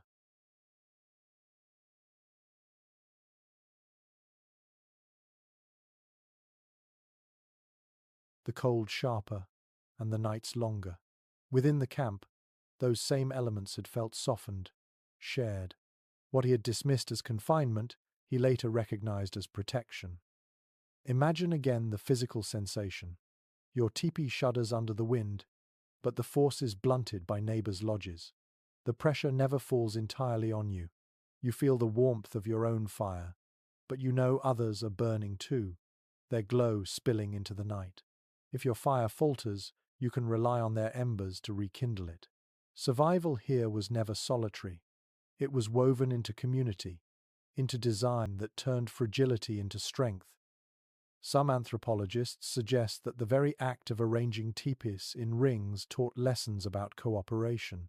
Children grew up knowing their family lodge was one among many, that strength came from alignment, not isolation. To orient your home in harmony with others was to accept responsibility for shared survival. The camp itself became a classroom, teaching values of unity, respect, and collective care.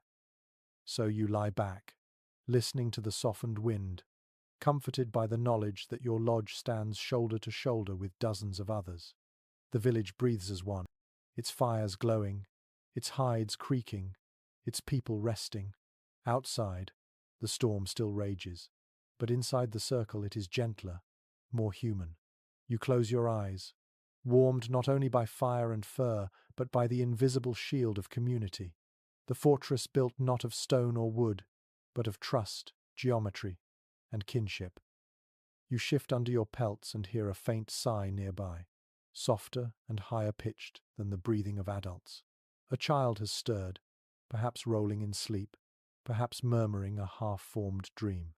You notice how the little ones are not scattered randomly across the floor, but bundled into their own snug pockets of warmth. Children in the tipi did not simply sprawl wherever there was space. They were nested, cocooned inside smaller enclosures, swaddled in layers of fur and cloth so their fragile bodies stayed safe through the freezing nights. Written accounts from the 18th and 19th centuries confirm that parents paid careful attention to where children slept. Infants were wrapped tightly, sometimes in cradleboards padded with rabbit fur or moss, and then laid near their mothers. Toddlers often curled together, forming little heaps under small robes within reach of parents' arms. Older children, though given more independence, still remained close enough that a hand could reach across in the dark to reassure them. The Tipi's circular layout meant everyone was in view, no child ever truly out of sight. A charming anecdote survives from a trader who shared a night in a Dakota lodge. He noted that when he awoke, he found himself pinned beneath a pile of small bodies. Children, seeking warmth, had crept closer during the night, burrowing into his bedding as if he were part of the family. He laughed at the memory, saying he had never felt so smothered, but also never so safe. That accidental adoption speaks volumes. In the Tipi, warmth was communal, not restricted by blood ties alone. Scholars remain divided on how formal these arrangements were. Some argue that children were deliberately placed in the warmest spots between adults, or closest to the fire. Others suggest children naturally gravitated there on their own, finding comfort beside siblings or elders. What cannot be denied is that their survival depended on constant attention, and families adapted in every possible way to keep them alive. The sensory experience of these nests is vivid. Imagine a baby swaddled in rabbit skins, the fur so soft it seems like a second skin. Tiny breaths puff white in the firelight, while the mother's hand rests nearby, ready to pull the infant closer if a draft sneaks in. Children's giggles fade into yawns as they pile together under a buffalo robe, their little feet kicking against one another until they finally surrender to sleep. The tipi itself amplifies this intimacy, the round walls keeping sound close so that even the faintest whimper reaches attentive ears. Protection wasn't only against cold. Nests also shielded children from the dangers of fire. By creating designated spaces, sometimes fenced with low bundles of wood or mats, parents ensured toddlers didn't crawl too near the flames. Safety and warmth intertwined in these careful designs. Children grew up learning where they belonged at night, the same way they learned where to sit in the circle by day. One curious detail recorded by a Jesuit missionary mentions that children were sometimes lulled to sleep by being gently rocked in their cradle boards, which could be leaned against the tipi poles. The rocking motion, combined with the glow of firelight and the murmur of voices, calmed them until they dozed. He remarked almost wistfully that the scene reminded him of European nurseries, yet carried out with materials entirely drawn from the prairie. The universality of parental care shone through the cultural differences. As the storm outside grows harsher, you picture how reassuring these nests must have felt. The children knew nothing of frostbite or hypothermia. What they felt was the warmth of bodies pressed close, the weight of fur above, and the sound of parents breathing. In their memories, winter nights would be less about danger and more about comfort, because their first experiences of the cold were softened by constant protection. Anthropologists suggest this intimacy shaped personality. Growing up with nightly contact, children learned interdependence early. They absorbed the rhythms of family life not through lectures but through the physical closeness of every night.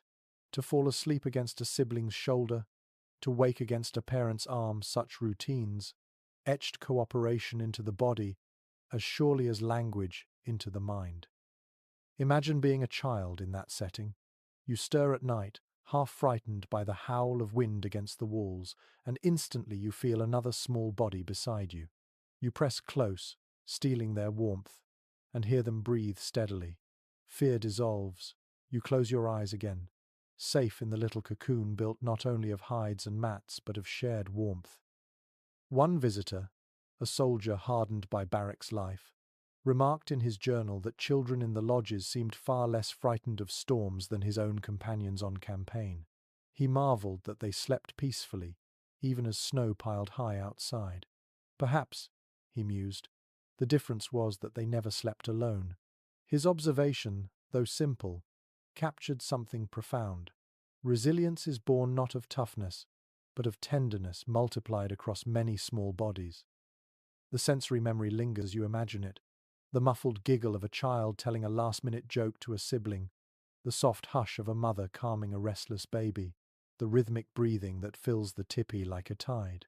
The nests are alive, pulsing with life even as sleep overtakes them, and in that pulse lies the future of the community, protected carefully each night. So you roll onto your side, looking toward the little heap of furs where children are tucked away. You see the glow of firelight against their cheeks, the soft curve of an infant's hand curled against fur. Outside, winter rages still, merciless and vast. But inside, the most fragile lives are swaddled, warmed, guarded by every adult and every technique learned across centuries. Survival is never abstract here. It is personal, intimate, lived each night in the warmth of children's nests. You stir once more and realize the night is not kept by humans alone. Beyond the soft circle of sleepers, other bodies lie close, radiating warmth of their own. Dogs shift and sigh in the shadows, their fur steaming faintly in the firelight. Horses, tethered just outside, stamp and snort, their presence steady and protective. Animals were not simply tools or property in this world. They were companions in survival, partners who shared the long nights of winter with their human families. It is well recorded that dogs lived within or very near the lodges, especially in colder seasons. They curled near the walls, sometimes slipping under the bottom edges of hides, where the warmth leaked out. Their dense coats absorbed the heat and gave it back, creating little islands of comfort around themselves. Children often gravitated to them, burrowing fingers into thick fur as they drifted to sleep. Dogs were not only guardians of the camp, but blankets with beating hearts. One curious anecdote comes from a Canadian trader who remembered laughing when he saw a child curled tightly around a large dog as though it were a pillow. The child slept so deeply that even the father joked he might trade his robe for the dog's warmth. The image lingers. Survival here was pragmatic, but also affectionate, built on bonds that blurred the line between human and animal. Scholars still disagree about whether dogs routinely slept inside the tipi or remained outside except in extreme cold. Some evidence suggests that only puppies or smaller dogs came in, while others claim entire packs found space near their human companions. Likely, the answer varied by tribe, by season, and by circumstance. But no matter where they slept, their warmth and watchfulness were integral to family life. The sensory presence of dogs in the lodge is unmistakable. You hear their soft panting blending with human breathing, smell the faint musk of fur mixed with smoke, feel the brush of a tail against your leg. At times they twitch in dreams, paws jerking as though chasing phantom prey. These sounds and sensations add layers to the night, constant reminders that vigilance never ceases. Horses, too, played their part, though in different ways. They usually remained tethered outside the circle of lodges, their sheer bulk forming a living wall against the storm. Imagine lying inside your tipi, hearing the steady crunch of hooves stamping snow, the low snort of a breath released into icy air. Even when you couldn't see them, their presence was comforting, like sentinels holding the line. Their bodies radiated heat that softened the wind immediately around them, a byproduct of life itself that warmed the camp. Travelers sometimes remarked with amazement at the closeness of this relationship. They expected horses to be treated purely as beasts of burden, but instead they saw them blanketed with robes, fed carefully, even allowed to huddle near fires on bitter nights. One soldier confessed that he was startled to see a man pat his horse on the neck, as if speaking to a brother before lying down to sleep. That intimacy, he realized, was not sentimentality. It was survival rooted in respect. The presence of animals also carried psychological weight. In the howling dark, when wolves cried across the prairie, people knew their dogs would raise the alarm first. The safety of sleep depended on those furry ears twitching at every sound. Horses, likewise, reacted to threats long before human senses stirred. A startled whinny in the night could bring warriors to alertness faster than any human whisper. To sleep surrounded by animals was to extend the range of your own senses, doubling or tripling the community's awareness. Imagine the soundscape now. Fire crackling, humans breathing, dogs shifting and whining softly, horses snorting outside. These rhythms interlock, blending into a chorus of shared life. The night is not empty. It is crowded with guardians, all woven into the fabric of survival. Even in dreams, you feel their presence, like extra layers of warmth laid upon your mind. One fur trader recounted a harsh winter night when temperatures plummeted so low that even his thick robe failed him. He claimed that, without hesitation, two dogs crept into his bedding, curling on either side. By morning, he admitted, he might not have lived without them. His tone carried awe, as if he had discovered some hidden truth. Companionship is warmth, whether it barks or speaks. Of course, the relationship wasn't purely tender. Dogs sometimes quarreled over scraps, barked restlessly, or jostled sleepers. Horses stamped and blew steam clouds into the lodge openings, rattling nerves. Yet these inconveniences were tolerated, even expected, because their benefits outweighed the trouble. Just as humans accepted smoke or weighty hides as the price of warmth, they accepted animal presence as part of the nightly balance. Anthropologists note that the closeness of animals in winter reinforced bonds of kinship across species. Children grew up not distinguishing sharply between family members and beloved dogs. They named them, spoke to them, relied on them. To wake with a dog's fur against your cheek was as normal as waking with a sibling beside you. That intimacy shaped outlooks, teaching respect and gratitude toward the living world.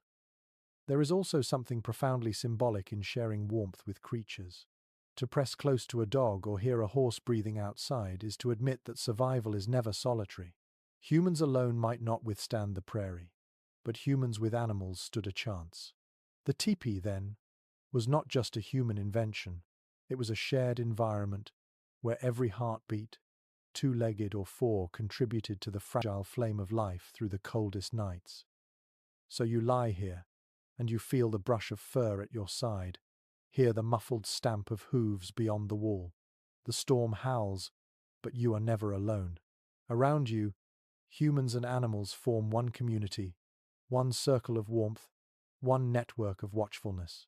In that union, the cold is kept at bay, and you drift once more towards sleep, secure in the companionship of every breathing creature around you. The fire crackles low, and you pull the furs closer to your chin. For a moment, you notice a thin film of moisture glistening on the inside walls. Your breath, and the breath of everyone around you, has gathered as mist. In the deep cold of the prairie, that moisture could easily become frost, coating the hides in a crystalline shell. Left unchecked, it could melt by day and freeze again by night, turning the very shelter meant to save you into a dripping cave of ice. Yet the people who built and lived in Tipis knew how to master this invisible danger, balancing fire, airflow, and materials so condensation never overwhelmed them. Early descriptions by explorers record mornings when frost patterns decorated the inside of the lodge like lace, fragile and glimmering in dawn light. While beautiful, such frost was not harmless. Too much of it could dampen hides, weaken seams, or chill sleepers. But the builders had learned to manage it with subtle skill. The same smoke hole that carried out fumes also carried out excess moisture, as warm air rose steadily, drawing dampness upward. At the base, slight openings allowed cold, dry air to slip in and sweep moisture along. It was not perfect, but it was enough to keep the balance. One curious anecdote comes from a fur trader who woke during a blizzard to find the lodge sparkling with frost as though studded with diamonds. He remarked, half joking, that it was like sleeping inside a frozen palace. Yet he also noted that despite the glittering walls, he was warm beneath his robe, and the frost never melted enough to drip. The secret was airflow.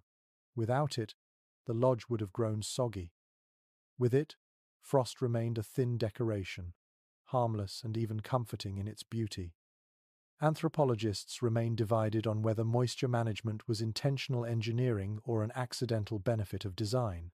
Some argue that the adjustable smoke flaps and slight gaps at the bottom were deliberately calculated to vent both smoke and dampness. Others suggest it was simply the natural result of hides being less airtight than canvas, allowing breath and steam to seep through. With evidence scarce, no agreement exists. But the effect was undeniable. People stayed dry enough to survive, season after season. Imagine the sensory experience. You open your eyes in the dim pre-dawn and see white frost tracing delicate lines across the sloping hides. Each exhale adds another puff of mist to the air, which drifts upward toward the smoke hole. When someone stirs the fire, the heat sends a ripple through the frost, softening it just enough to keep it from thickening. The walls glisten faintly, yet your bedding stays dry. It feels as if the teepee breathes, expelling moisture along with smoke, maintaining the fragile balance of comfort. Families also used simple tricks. Bedding was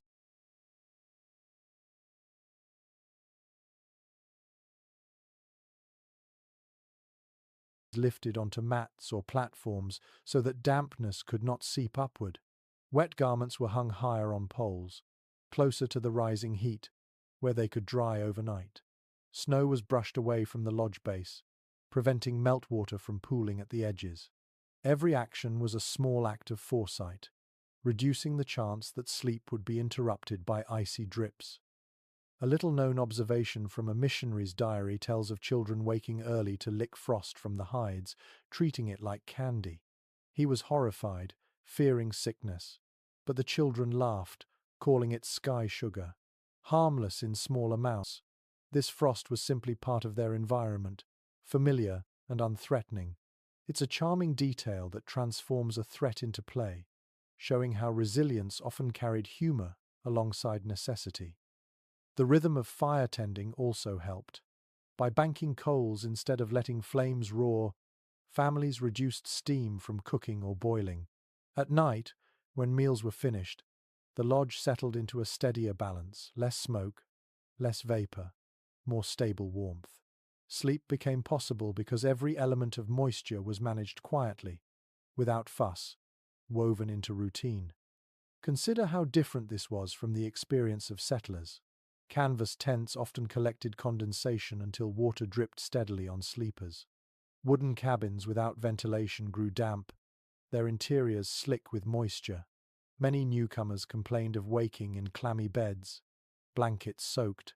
Meanwhile, inside tipis, the air remained dry enough that people could rest without fear of pneumonia. The difference was not luck, it was design tested over centuries. The sound of frost itself is subtle but real. On especially cold nights, you might hear faint crackles as ice crystals form on the hides, spreading like invisible handwriting across the surface. When firelight shifts, they sparkle briefly, turning the interior into a quiet constellation. Children must have stared, mesmerized, before drifting into dreams. For them, frost wasn't menace. It was part of the teepee's nightly performance, another character in the story of winter survival. Some researchers propose that hides themselves helped regulate moisture. Unlike canvas, which traps dampness, hides can absorb and release small amounts of vapor. When smoked during tanning, they become even more resistant to rot. In this sense, the very material of the teepee walls worked as a natural humidifier, smoothing extremes, preventing the buildup that could otherwise spell danger. Again, intentional or not, it was knowledge embodied in material culture. Picture now the feeling of waking on a bitter morning. You sit up, your breath visible in the cold air. The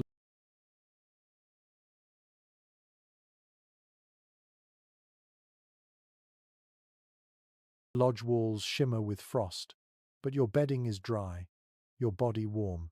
You pull a robe around your shoulders, stir the fire, and listen as frost begins to crackle and drift downward in tiny flakes. It dusts your hair and shoulders, harmless as snow. You brush it away with a smile, knowing the system worked. The moisture that might have soaked you has been captured safely on the walls instead. Even the spiritual perspective touches moisture. Some traditions describe breath itself as sacred, the visible mist in winter a sign of life continuing. To see it rise into the smoke hole, join the fire's own exhalation, was to witness a nightly offering. Frost on the walls, then, was not a nuisance but proof of the community's vitality. Every sparkle meant another sleeper had exhaled, another life persisted through the night. So you sink back into your furs, unbothered by the faint glitter overhead. You know the hides will breathe, the flaps will vent, the frost will stay where it belongs. Your bedding will remain dry, your body warm, your dreams uninterrupted. Outside, the world freezes solid. Inside, the tipi manages the fragile dance of air and water, turning what could be danger into beauty. And you, wrapped in that balance, drift easily towards sleep again.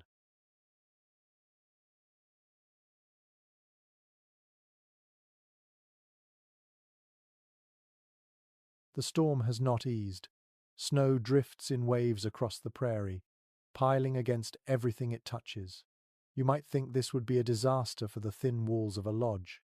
Yet inside the tipi, the air grows warmer, not colder, as snow heaps higher along its base. This was one of the great paradoxes of winter survival. The very substance that froze travelers to death in open country became, when handled wisely, another blanket pressed snug around the home. Travelers' journals confirm the practice. Families would deliberately pack snow around the bottom edge of the tipi, pressing it into ridges that sealed any gaps where drafts might slip in. Once hardened by wind and cold, these snowbanks formed a frozen skirt.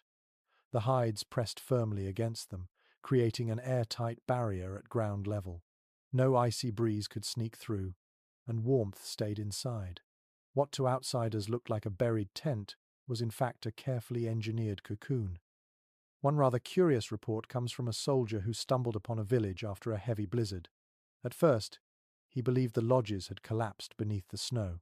Only when smoke curled out from the top vents did he realize they were still alive, their bases buried deliberately.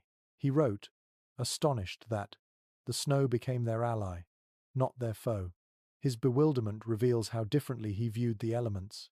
To him, snow was only hazard. To them, it was resource. Archaeologists and historians still debate whether this snowbanking was systematic or opportunistic. Some argue it was a planned winter technique used across tribes, while others suggest it was improvised during especially fierce storms. Lacking direct documentation, scholars can only piece together fragments from oral accounts and explorers' notes. But regardless of intention, the effect is undeniable. Snow trapped heat, and heat meant life. Imagine the sensory reality inside such a lodge. The storm outside howls ferociously, snow driving sideways across the prairie. Yet you sit by the fire, listening to the muffled quiet that snow creates when it piles thick. The walls no longer rattle as sharply. The sound is softened, as if the tipi has sunk into silence. Your body registers the difference. The drafts that used to sneak at your ankles are gone. The floor feels steadier, warmer, more secure. The tipi has turned into a snow fortress, part hide, part ice, all shelter. Children must have found this magical. To them, it looked as though their home had grown roots into the earth, hugged tight by the snow. They pressed their fingers against the frozen wall, giggling at how solid it felt, then pulled back into the warmth of the furs. Parents reminded them not to dig too much snow-held heat, only so long as it stayed packed. Even play had to yield to survival's rules. A fur trader once remarked that he could always tell a seasoned winter camp from a novice one by the condition of the snowbanks. Where families packed them smooth and firm, the lodges glowed warmly within. Where snow was left jagged and loose, drafts crept in, and misery followed. He said, "Snow will keep you safe, but only if you treat it as friend, not enemy." His phrasing, unintentionally poetic, captured the truth. Think of the paradox on your own skin. Snowflakes bite sharply when they strike your face outside. They chill, they sting. But once gathered, compressed, and frozen, snow becomes an insulator, too dense to let air pass easily. That property was exploited here with intuitive brilliance. A family that once cursed the storm now welcomed its drifts, shoveling them into place with antler scoops or bare hands, reshaping the tipi's base until the cold itself had been recruited as a guardian. The sensory difference at night is extraordinary. You breathe more steadily. no longer tensing against sudden gusts. The fire burns lower, conserving fuel, because less heat escapes. The lodge feels more solid, its walls reinforced. Even the sounds change. Instead of constant rattling, you hear only the muted thump of snow settling. The tipi has become a muffled chamber, holding you in a bubble of warmth while the storm rages unseen. Some oral traditions even speak of snow as a protective spirit. Families believed that drifts piled against their lodges shielded them from more than cold. They blocked spirits of illness that rode the wind. Whether or not you share such beliefs, the symbolism is powerful. To be embraced by snow rather than assaulted by it changes fear into reassurance. The very element that kills travelers in open plains becomes guardian for those who know how to use it. Of course, dangers existed. Too much snow could collapse a lodge if not balanced carefully. Meltwater in early thaws might seep inside, soaking bedding. Families had to remain vigilant, breaking holes for drainage, clearing entrances as drifts piled high. Yet they accepted these chores, because the benefits outweighed the risks. Sleep through a blizzard was possible only when snow was tamed into structure. Picture yourself waking in the dead of night, curious about the storm's progress. You lift the flap slightly, and a wall of snow greets you, pressed firm against the hides. No wind rushes in, no icy sting touches your face. You close it again quickly, reassured. You lie back under your furs, marveling at the irony. You are warmer because snow itself guards the door. Some modern campers try to replicate this trick, banking snow around nylon tents. Yet they often fail, because their tents lack the breathability of hides. Condensation turns interiors wet, and warmth never holds. The tipi's design, its breathing walls, its vented top, its community knowledge made snow insulation work in ways modern gear still struggles to match. Imagine again the morning after. The storm has passed. You push aside the flap, stepping into the pale blue dawn. Around you, every lodge rises from the earth like a snow-crowned mountain, skirts pressed firmly into white drifts. Smoke still curls upward, evidence that fire burned all night, shielded by nature's own fortress. The village looks like a collection of glowing mounds, part human, part elemental. You realize that survival here has always been about alliance, not conquest using what the world offers, even its fiercest forces, to endure. So you return inside, grateful for the strange embrace of snow. You lie back down, listening to the quiet breathing of your family, the muffled hush of the world outside. The storm has spent its rage, but you are untouched, held by walls of hide, fire, fur, and now frozen water itself. You close your eyes once more, trusting that the prairie's coldest weapon has, for tonight, been turned into your ally. You turn under the hides and realize you never undressed. Your boots are beside you, yes, but everything else, the leggings, the tunic, the layers of fur and cloth remains on your body. Out here, sleeping bare, or even lightly dressed would be unthinkable. To survive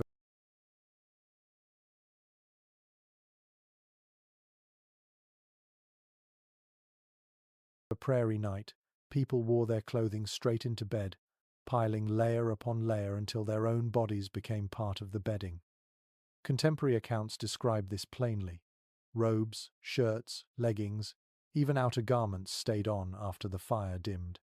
Travelers noted with surprise that their hosts made no distinction between daywear and nightwear in winter.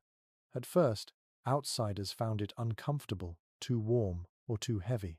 But after 1 or 2 nights in the piercing cold, they understood.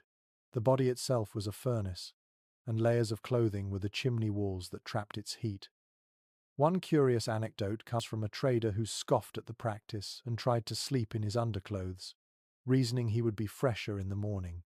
He nearly froze before dawn, waking shivering and miserable.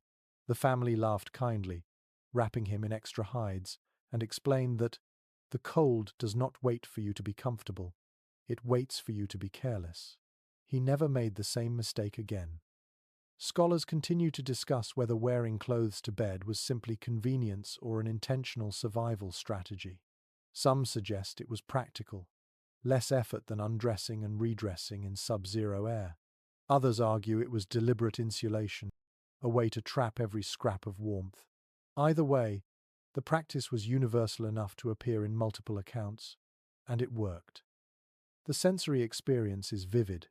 Imagine layers pressing close against your skin, a soft inner shirt of tanned hide, leggings that hug tight, a heavy outer robe draped across shoulders. Over these come the communal furs. Your body heat builds, caught between each layer. It feels at first almost stifling, but gradually the warmth becomes steady, a cocoon you dare not disturb. Even the slight itch of wool or hide becomes part of comfort, a reminder the cold cannot find you. Children were often dressed in extra garments before being tucked into their nests. Mothers wrapped them in robes while still awake, then piled furs over top. Infants swaddled in this way sometimes resembled small bundles of fur with only noses visible, steam rising from their breath like tiny chimneys.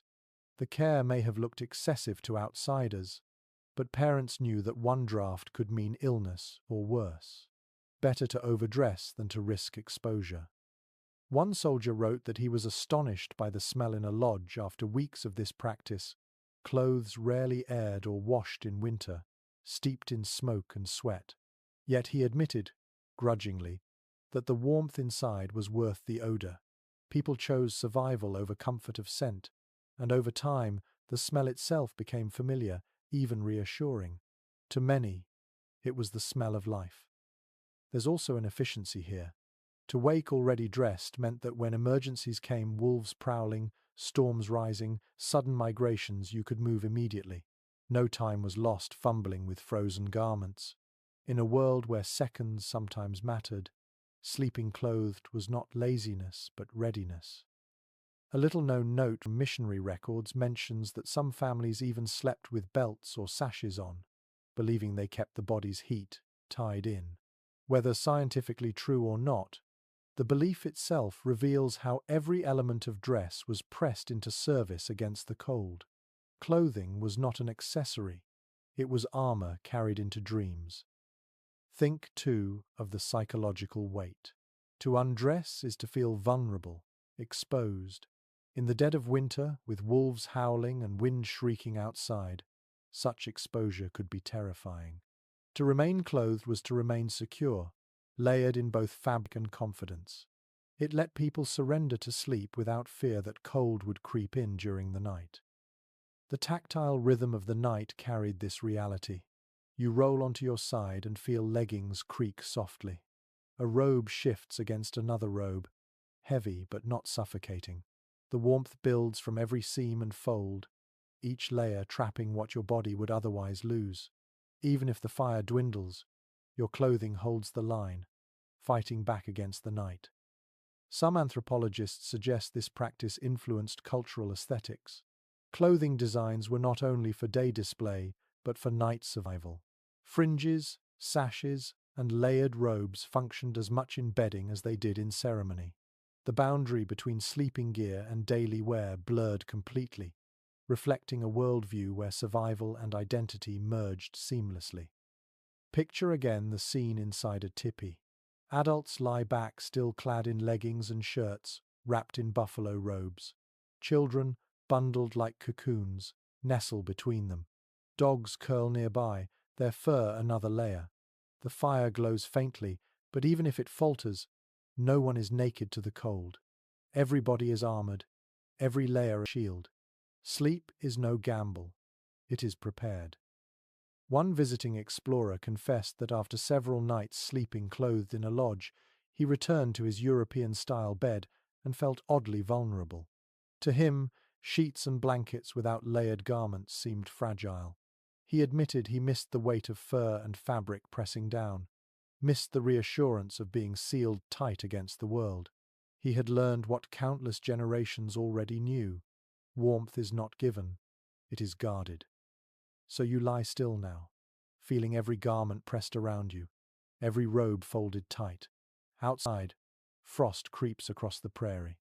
Inside, Your body radiates like a coal, every layer catching its heat, refusing to let it slip away. You drift into dreams fully dressed, armored not against war but against the silent siege of winter. And you know deep down that you will wake alive because you never let your guard fall, not even in sleep. The night has passed, the fire stirs, and you blink awake as light spills through the flap. Outside, the snow still lies thick, but soon the camp will rise, the poles pulled down, the hides rolled, and the village on the move once again.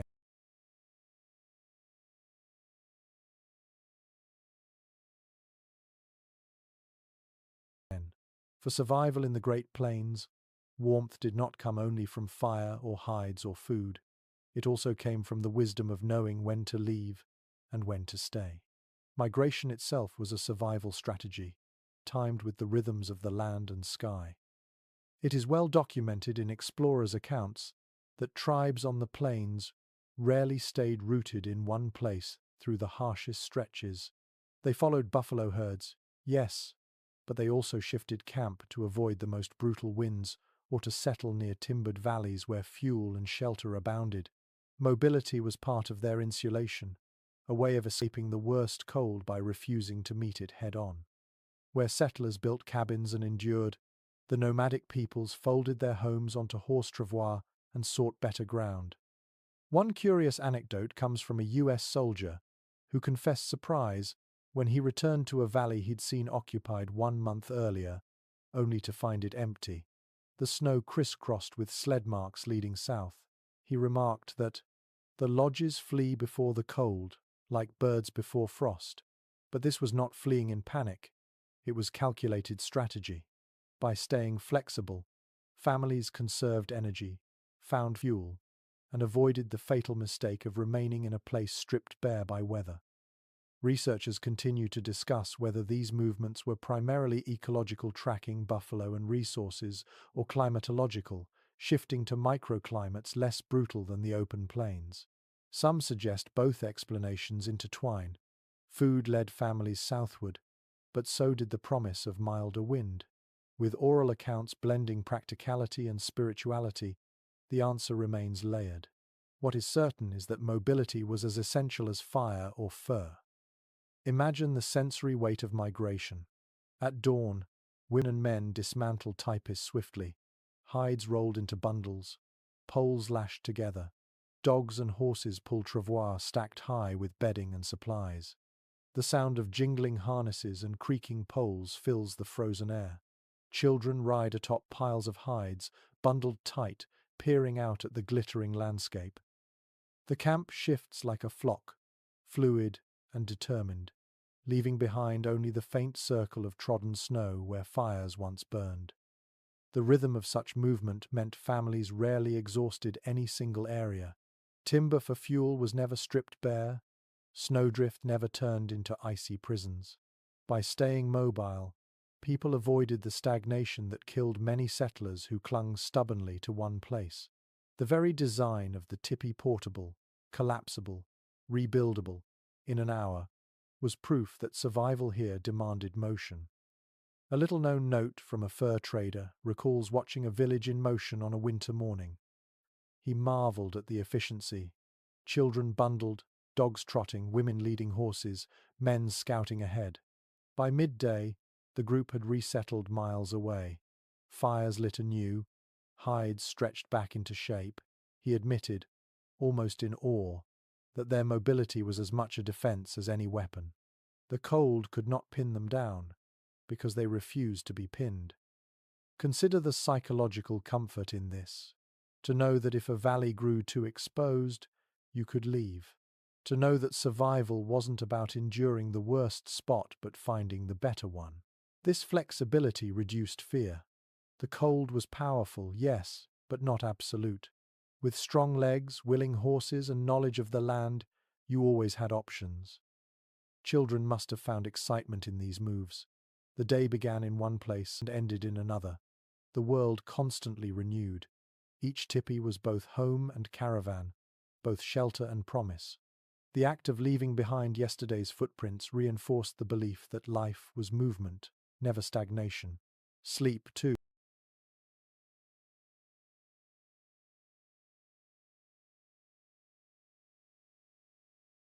carried this rhythm. You rested not in a permanent house, but in a portable cocoon that might be folded tomorrow.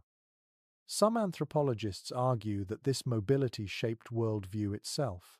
To live in constant readiness to move meant valuing adaptability, resourcefulness, and lightness of possession. Wealth was not in what you could not carry.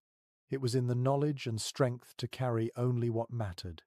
To wake each morning knowing your home might be packed within hours required resilience that settled communities often lacked. Picture yourself after a night in the snowbanked lodge. The fire is rekindled, a quick meal eaten, then the bustle begins. Poles thump as they're pulled free, hides flap as they're unpinned. The lodge that held you safe only hours before folds into a bundle on a horse's back. And yet, the security doesn't vanish, it travels with you, ready to be raised again wherever needed. Out on the trail, the soundscape shifts. Snow crunches beneath dozens of feet and hooves. Dogs bark, children chatter, sleigh poles creak. The cold air cuts your cheeks, but movement itself generates warmth. You pull your robe tighter, but your heart is lighter, knowing you are moving toward a place chosen for survival. The Tipi will rise again before dusk, the fire rekindled, and another night passed in warmth. Even spirituality followed this rhythm. Some traditions saw migration as a mirror of the sun's own journey, always moving, never still. To move with the seasons was to walk in step with the world. Staying too long in one place was considered not only impractical, but unhealthy for body and spirit alike. Life was meant to flow, and the teepee embodied that flow. So when you lie down again that night, in a new valley or on a sheltered ridge, you are reminded that survival has always been a dance with the landscape. The cold does not defeat you because you do not challenge it head on.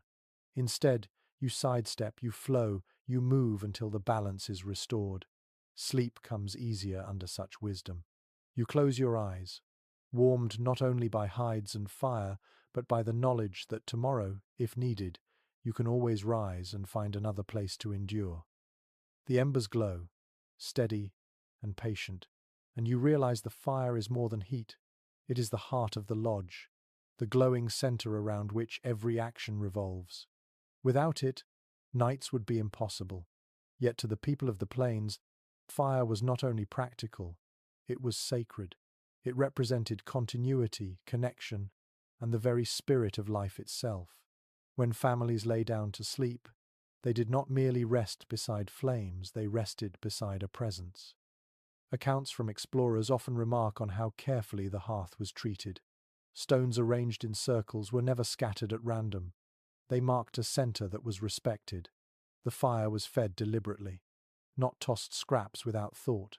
Families positioned themselves around it in arcs, a circle within a circle, as though their lives revolved around its glow. In practical terms, it gave warmth, light, and safety. In spiritual terms, it was the axis that linked earth to sky. One evocative anecdote comes from a French trader who noted that before dawn, a woman sprinkled a pinch of food into the coals before serving breakfast. When he asked why, she explained it was an offering, sharing the meal with the fire so it would continue to protect them. He admitted he had never seen anyone feed flames as though they were kin, but the gesture left him unsettled, wondering if perhaps he had underestimated what fire meant. Researchers remain divided on whether every nightly act around the fire carried formal ritual meaning, or whether many actions were simply habit-shaped by reverence. Some argue that every adjustment of wood, every whispered word, carried symbolic weight. Others suggest only certain moments, seasonal ceremonies, prayers were explicitly sacred. What is clear is that the line between ordinary and sacred blurred. In the Tipi, survival and spirituality intertwined until no clear boundary remained. Imagine the sensory weight of sleeping beside a sacred flame. The glow paints your skin gold, flickers across the hides above, and warms your breath. You hear it crackle and pop, and each sound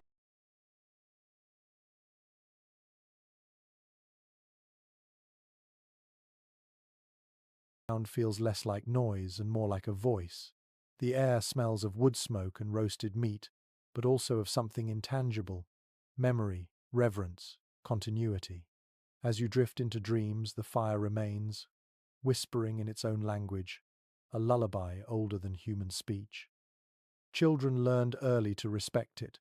They were told stories of spirits dwelling in flame, of ancestors carried upward in smoke. They grew up with rules: never spit into the fire, never play with its coals, never step across it without permission. These weren't simply warnings about safety. They were lessons in reverence. Fire was not mastered, it was partnered with. To share a night beside it was to share a night with the sacred. One curious detail surfaces in missionary records. Some families describe the smoke hole as the mouth of the lodge, the opening through which prayers and smoke alike rose to the heavens. When you watched sparks drift upward, you were not just seeing wood burn, you were watching your voice join the stars. The vent above became both chimney and altar, a constant reminder that survival was never separate from spirit. The psychological comfort this gave cannot be overstated. Imagine lying in the dark, wind shrieking outside, and knowing that the fire at your center is not just fuel but guardian. To believe it protects you in ways beyond heat shielding not only flesh but soul makes fear easier to bear. Faith and flame together weave a blanket no cold can pierce. Even the arrangement of sleeping reflected this reverence. The hearth occupied the literal center, and no one lay directly across it. Families curved around its perimeter, as though orbiting a Sunday. To fall asleep in such a circle was to embody order, unity, balance. The tipi itself became a microcosm of the universe. Fire at the center, smoke rising to the sky, sleepers forming the living circle of earth. A traveler once described how, on winter nights, stories told around the fire seemed to draw life from the flames themselves. As a storyteller's voice rose, embers brightened, sparks leapt, shadows danced. The entire lodge seemed to listen, the fire an active participant. He admitted that when he finally fell asleep, he dreamed of the flames continuing to whisper long after the voices had faded. Some anthropologists suggest that seeing fire as sacred shaped discipline. Because it was honored, people tended it more carefully, ensuring it never died. That discipline had practical results. Embers banked properly, smoke vented, warmth sustained. In other words, reverence ensured survival. The spiritual lens reinforced the physical habit, and together they made nights safe. Picture yourself once more lying beneath firs, your face warmed by the glow. Outside, wolves howl, the prairie stretches endless and merciless. But inside, your world shrinks to this circle of light. Sparks rise through the vent like stars returning to their sky. The fire does not sleep, and so you can. You surrender to dreams, trusting that the heart of the lodge beats steadily, not only for warmth, but for meaning. When you finally close your eyes, you realize the fire is not just in the pit. It is in you, too, the warmth of your body, the rhythm of your breath, the glow behind your eyelids. You carry it forward into dreams, knowing that when you wake, it will still be there, waiting patiently, guardian and companion, both practical and sacred.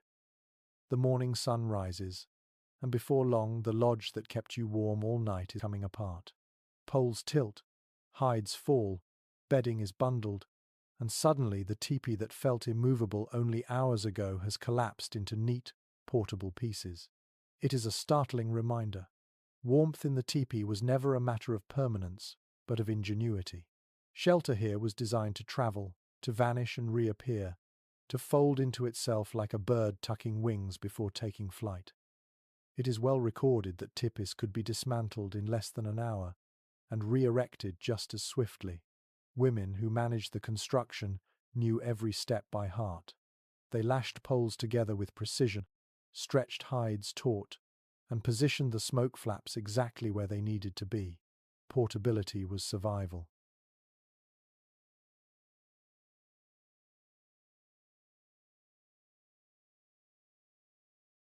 Families who depended on buffalo could not afford to remain rooted in one spot, so their homes mirrored their way of life: mobile, adaptable, efficient.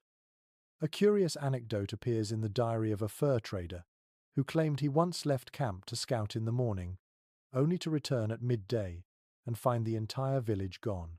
Not a single tipi remained standing. Yet by nightfall, he stumbled into the next valley and found the same village already glowing with firelight, the lodges rebuilt as though they had never moved. He admitted that such swiftness made him question his own culture's clumsy houses, nailed together but unable to flee. Historians still debate whether the portability of tipis was primarily driven by buffalo hunting cycles or by the demands of climate. Some argue the design was a direct adaptation to the herd's migrations, while others suggest it was equally crucial for escaping storms, floods, or exhausted firewood supplies. The disagreement underscores the multifaceted genius of the tipi. It met ecological, cultural, and survival needs simultaneously. Imagine the sensory experience of such portability. The poles, long and smooth, creak as they're lifted. Hides, heavy but flexible, fold with a leathery sigh. Children help by gathering ropes, laughing as they stumble through the snow with bundles larger than themselves. Dogs and horses wait nearby, ready to carry loads on travois wooden frames that dragged across snow or grass with ease. By the time midday sun climbs high, the village has transformed from a cluster of homes to a caravan in motion, leaving only rings of trampled ground behind. Inside the new camp, warmth returns almost instantly. Fires are lit in freshly built hearths, smoke curls into the evening air, and bedding is spread once again. You lie down under furs, amazed at how quickly permanence can be rebuilt from impermanence. The same walls that seemed eternal the night before are now stretched anew, as resilient as ever. One little-known detail preserved in missionary writings notes that poles often doubled as sled runners during migrations. Lashed together, they became the backbone of travois, carrying not just hides and furs but children, tools, and food. In this way, the very structure that formed the tipi by night also enabled movement by day. Shelter was not a static object, but a system, each part serving multiple purposes. The ingenuity extended further. By using hides stitched into semi-conical panels, families could add or remove sections depending on need. A small tipi suited 2 or 3 people. A larger one, with more panels, could house extended families. Flexibility meant efficiency. Fewer hides for travel, more for winter gatherings. Every detail was tuned for survival, for the endless rhythm of packing, moving, and rebuilding. Picture yourself lying under the hides that evening, marveling at the fact that this same fabric was fluttering on a travois only hours earlier. It still carries the faint smell of snow from the journey, still creases where it folded. Yet now it is a wall, holding back wind, reflecting firelight, sheltering you once again. To live in such a system is to embrace change as comfort. Home is not nailed to earth. It breathes, it travels, it bends with need. Some anthropologists argue that this constant rebuilding shaped worldview. To see your shelter collapse and rise again without fear teaches impermanence, not as threat, but as rhythm. Children who grew up watching lodges dismantled and raised hundreds of times understood instinctively that nothing fixed is eternal, yet nothing necessary is ever truly lost. Home was always waiting in the hides and poles, ready to be reborn wherever you chose. One explorer admitted that the mobility unsettled him. He wrote that he envied the ability to carry shelter across miles but also feared the lack of roots. Yet for the people who lived it, mobility was the root. Their belonging was not tied to a single place but to the circle of family and the lodge itself. The tipi was both anchor and wing, grounding them each night and lifting them each morning. The sensory pattern of this rhythm is easy to imagine.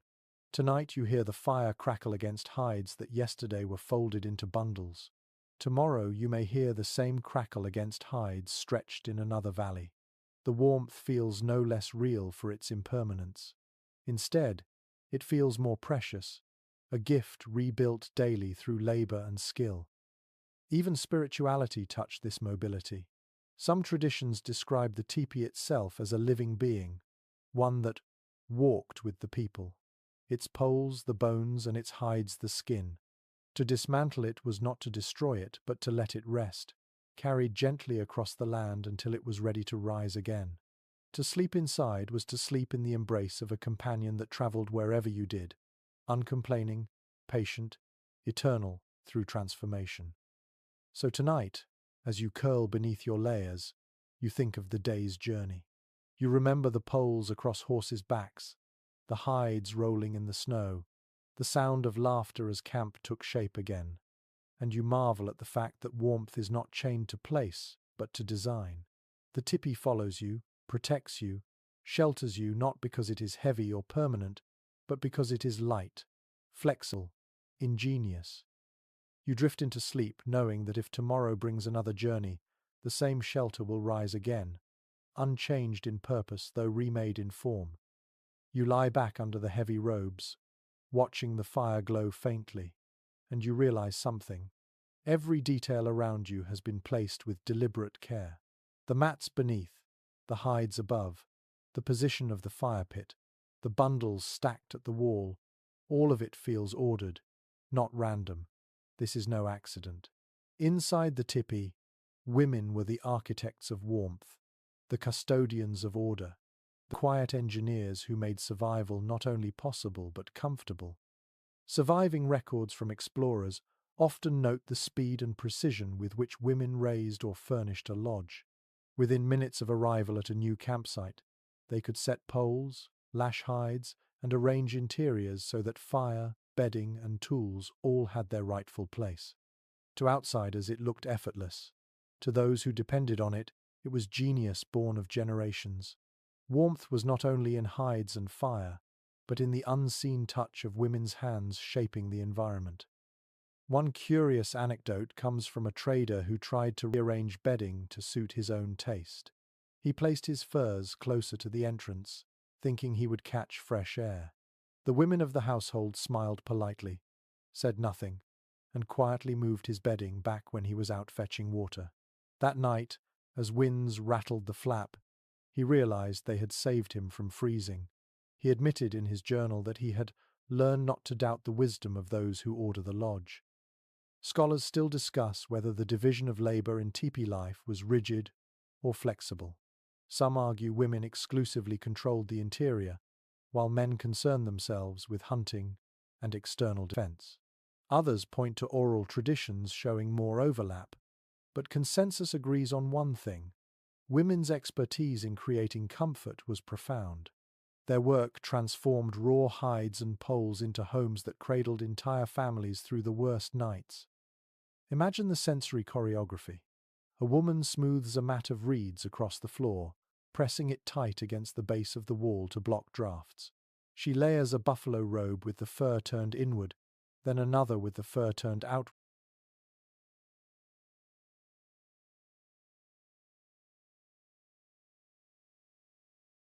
to resist dampness. She checks the smoke flaps, adjusting them with poles until the draft pulls upward cleanly, carrying smoke without stealing too much heat. Her motions are practiced, quick, unerring. By the time the fire burns low, the space has become more than a tent. It has become sanctuary. Children watched and learned from these gestures. They saw how their mothers and grandmothers tucked edges of hides under mats to keep them from curling, how they positioned tools and baskets to act as barriers against drafts. These lessons, absorbed wordlessly, became habits passed down generation after generation. Knowledge of comfort was as carefully inherited as knowledge of hunting or warfare. One little-known note from a missionary's diary reveals his astonishment at how women managed even the smallest details. He wrote that stones used for the hearth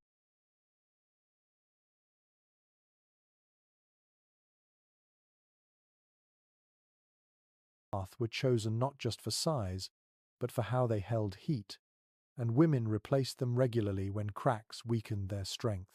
They do not merely burn wood, he admitted. They burn with wisdom. His grudging respect underscores how easy it was for outsiders to overlook the sophistication behind what looked simple. The layout of sleeping also reflected women's choices. Families were placed in arcs, with elders in the warmest spots, infants wrapped securely near their mothers, and younger children tucked between. Visitors and guests were positioned where smoke would be lightest but draught strongest, a balance between hospitality and practicality. The circle was not random, it was mapped carefully, guided by experience of who needed warmth most and who could withstand the chill. The tactile result is obvious. You press your palm against the bedding beneath you and feel it layered smooth, no cold soil seeping through. You turn, and the robe covers you fully, no gaps where air can slip in. Every fold, every tuck, every placement has been thought of. You realize the comfort you enjoy is not just luck. It is the outcome of skill invisible in the dark, but undeniable in the body's ease. Anthropologists suggest that women's central role in arranging interiors also gave them quiet authority. Control of warmth was control of survival. To manage where the fire sat, how the flaps opened, how the bedding lay, was to shape the line between life and death in winter. Their work was not visible in warfare or hunting, but it was no less vital. Each night, their hands secured the boundary between comfort and catastrophe. A traveler once confessed that he had underestimated this. He saw men hunt buffalo and thought only of their courage. But after sharing weeks in lodges, he admitted that without the order women created, the hunt's spoils would be wasted. Meat would rot, hides would stiffen, fires would choke with smoke. The men bring home the body of survival, he wrote, but the women breathe its life. There is spiritual resonance here as well. In some traditions, the interior of the lodge was considered an extension of the woman's body, a womb-like shelter cradling the family. The fire was the heart, the walls, the skin, the circle of sleepers the children gathered within. Whether symbolic or simply practical, the connection reinforced respect for the feminine role in sustaining warmth. To lie in the lodge was to lie in the embrace of mothers past and present. Picture the nightly scene again. The wind screams outside, wolves cry in the distance, and snow piles against the walls. Inside, you lie warm, safe, and ordered not because chance decreed it, but because women shaped every detail. They thought of drafts you never noticed, tucked corners you never saw, positioned you where warmth would linger longest. Their expertise was not loud, not celebrated in songs of battle, but it was the steady heartbeat of survival. So you drift into sleep once more, aware that the comfort you feel is built by countless unseen gestures. The tipi is more than poles and hides. It is a system tended, arranged, and perfected by women whose knowledge turned raw materials into refuge. You rest in their design, protected not only by fur and fire, but by the wisdom of hands that worked quietly, tirelessly, so that night after night, families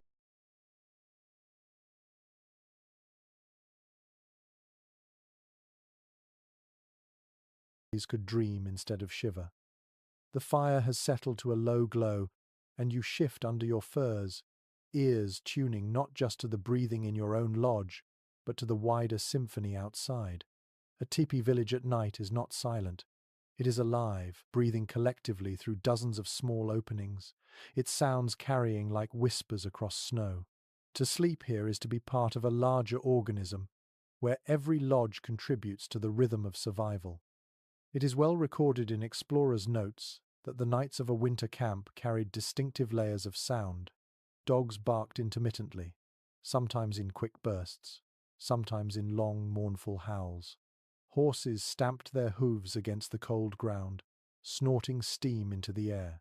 From within lodges came the muffled cadence of voices telling stories, the crackle of fires being stirred, and the steady sigh of wind pressing against hides.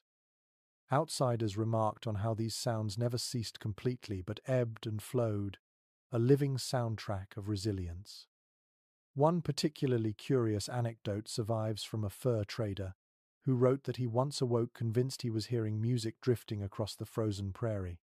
When he rose to investigate, he realized it was the overlapping tones of women humming lullabies to children in separate lodges. Each melody on its own was soft, almost inaudible, but together they formed a woven chorus that carried faintly through the night. It was as if the camp itself sang, he marveled. That image lingers, the idea that warmth came not only from fire, but from music shared across walls of hide.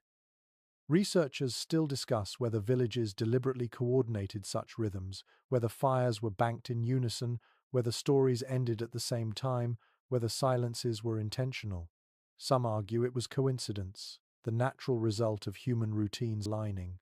Others suggest an unconscious choreography, a cultural sense of harmony that guided even nightly habits. There is no definitive answer, but the impression remains that these camps felt ordered, as if each tipi knew its role in the larger circle. Imagine the sensory world of stepping briefly outside at midnight. The snow crunches sharply beneath your moccasins. Frost bites your nose, yet the air is filled with warmth of sound. From one lodge, laughter bursts and quickly dies. From another, a baby cries and is hushed. Dogs circle, their paws leaving prints in the powder. Above, smoke columns curl faintly, backlit by stars. You realize you are walking through a village that breathes together, every lodge pulsing with life despite the cold. Children must have carried these memories deep into adulthood. For them, falling asleep meant hearing not just their parents' voices, but the faint chorus of an entire community. To know that beyond the walls others were awake, tending fires, telling stories, watching over horses, this created a safety net wider than any one lodge. Sleep was communal, even when it was private. One missionary wrote, almost enviously, that the people never seem alone, even in dreams. He compared it with the isolation of settler cabins, each family cut off in silence, fearing the night. He admitted that while he found the constant murmur of camp distracting at first, he later felt oddly lonely without it. The difference between solitude and shared existence was etched in sound. The smell of the village was just as distinctive. Smoke from dozens of fires mingled in the air, carrying the tang of different fuels, wood, buffalo dung, willow bark. The scent clung to hair, hides, even snow, so that the camp carried its aroma with it wherever it went. Outsiders often found it pungent, even overwhelming. But for those within, it was the perfume of safety, the olfactory proof that fires burned everywhere, warmth alive in every direction. To drift into dreams while breathing smoke-laced air was to be reminded constantly that you were not alone.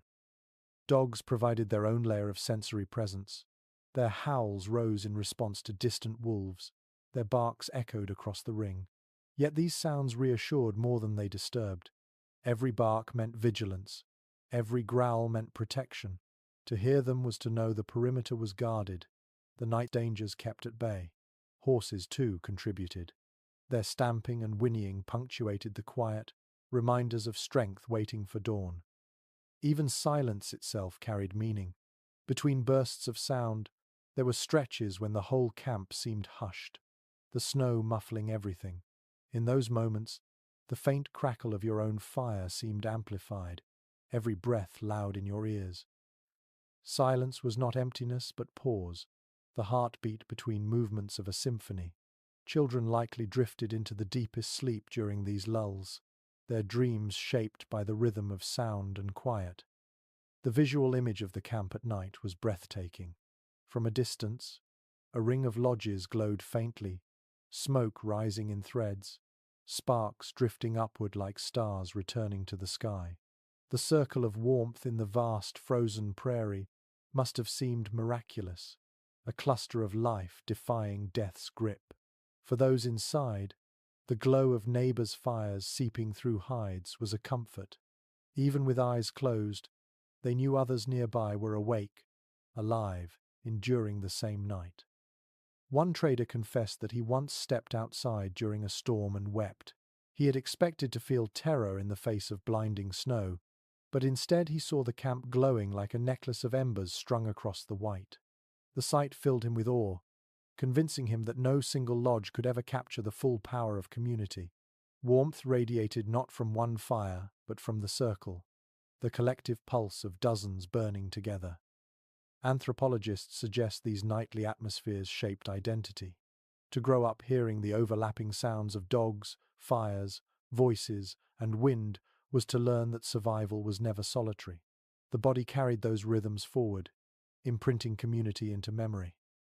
Even in old age, elders spoke of the music of camp nights, as though it were a song that never fully left them. So you lie back now, under your hides, listening not only to your own fire but to the layered chorus beyond. The wind still howls, but it cannot erase the murmurs, the barks, the laughter, the crackle. The village breathes, and you breathe with it. You close your eyes, comforted not just by your bedding and fire, but by the invisible net of sound that ties you to everyone else. In that symphony of night, you surrender to dreams, secure in the harmony of community. The fire in the center of the lodge glows again, its coals stirred with care, and you notice something unusual. The flames do not smell like pine or oak. Instead, the smoke carries a sharper, earthier note, less woody, more subtle. You lean closer, realizing the fire has been fed not with timber but with dried buffalo dung. Out here on the vast prairie, where tall trees were scarce, families turned to what the land provided most abundantly. Survival required burning whatever could hold a flame, and resourcefulness was as essential as the fire itself. Explorers and traders frequently remarked on this practice. They described neat stacks of dried dung, often called buffalo chips, piled outside lodges, ready for use. Far from being a sign of poverty, these fuel stores represented foresight and ingenuity. Chips collected during warm months were dried in the sun, light and easy to carry, then stacked like treasure against the coming winter. In regions where trees grew sparse, these humble discs became the lifeblood of the camp. One curious anecdote appears in the notes of a missionary, who confessed he was surprised to find meals cooked over buffalo chips tasted no different than those prepared over wood. At first he recoiled from the idea, but after several weeks of eating stews and roasted meat prepared this way, he admitted the fuel burned cleanly, producing little ash and steady heat. His disgust turned to admiration, though he admitted it took swallowing both food and pride to reach that conclusion. Scholars continue to debate whether buffalo chips were a preferred fuel or a last resort. Some evidence suggests they were used regularly, prized for their even burn and low smoke. Others argue they were fallback material when wood was unavailable. With camps spread across such diverse environments, both may be true. But what is certain is that families who mastered this resource gained freedom from dependence on scarce timber. The sensory details of burning dung are distinctive. The smell is faint, earthy, less acrid than one might imagine. The fire burns steady, producing coals that glow like jewels, their heat long-lasting. Food cooked above them takes on a gentle smokiness, not unpleasant, more subtle than hardwood flames. To lie beside such a fire at night is to feel a steady, even warmth radiating outward, dependable through the hours of darkness. Wood was used when available, of course. Cottonwood along rivers, willow near wetlands, or driftwood found on plains were gathered and cherished. Families cut and stacked it carefully, rationing each stick through the season. Where wood grew plentiful, fires blazed larger, offering brighter light and thicker smoke. Where wood was scarce, flames burned lower, fed by chips that crackled softly.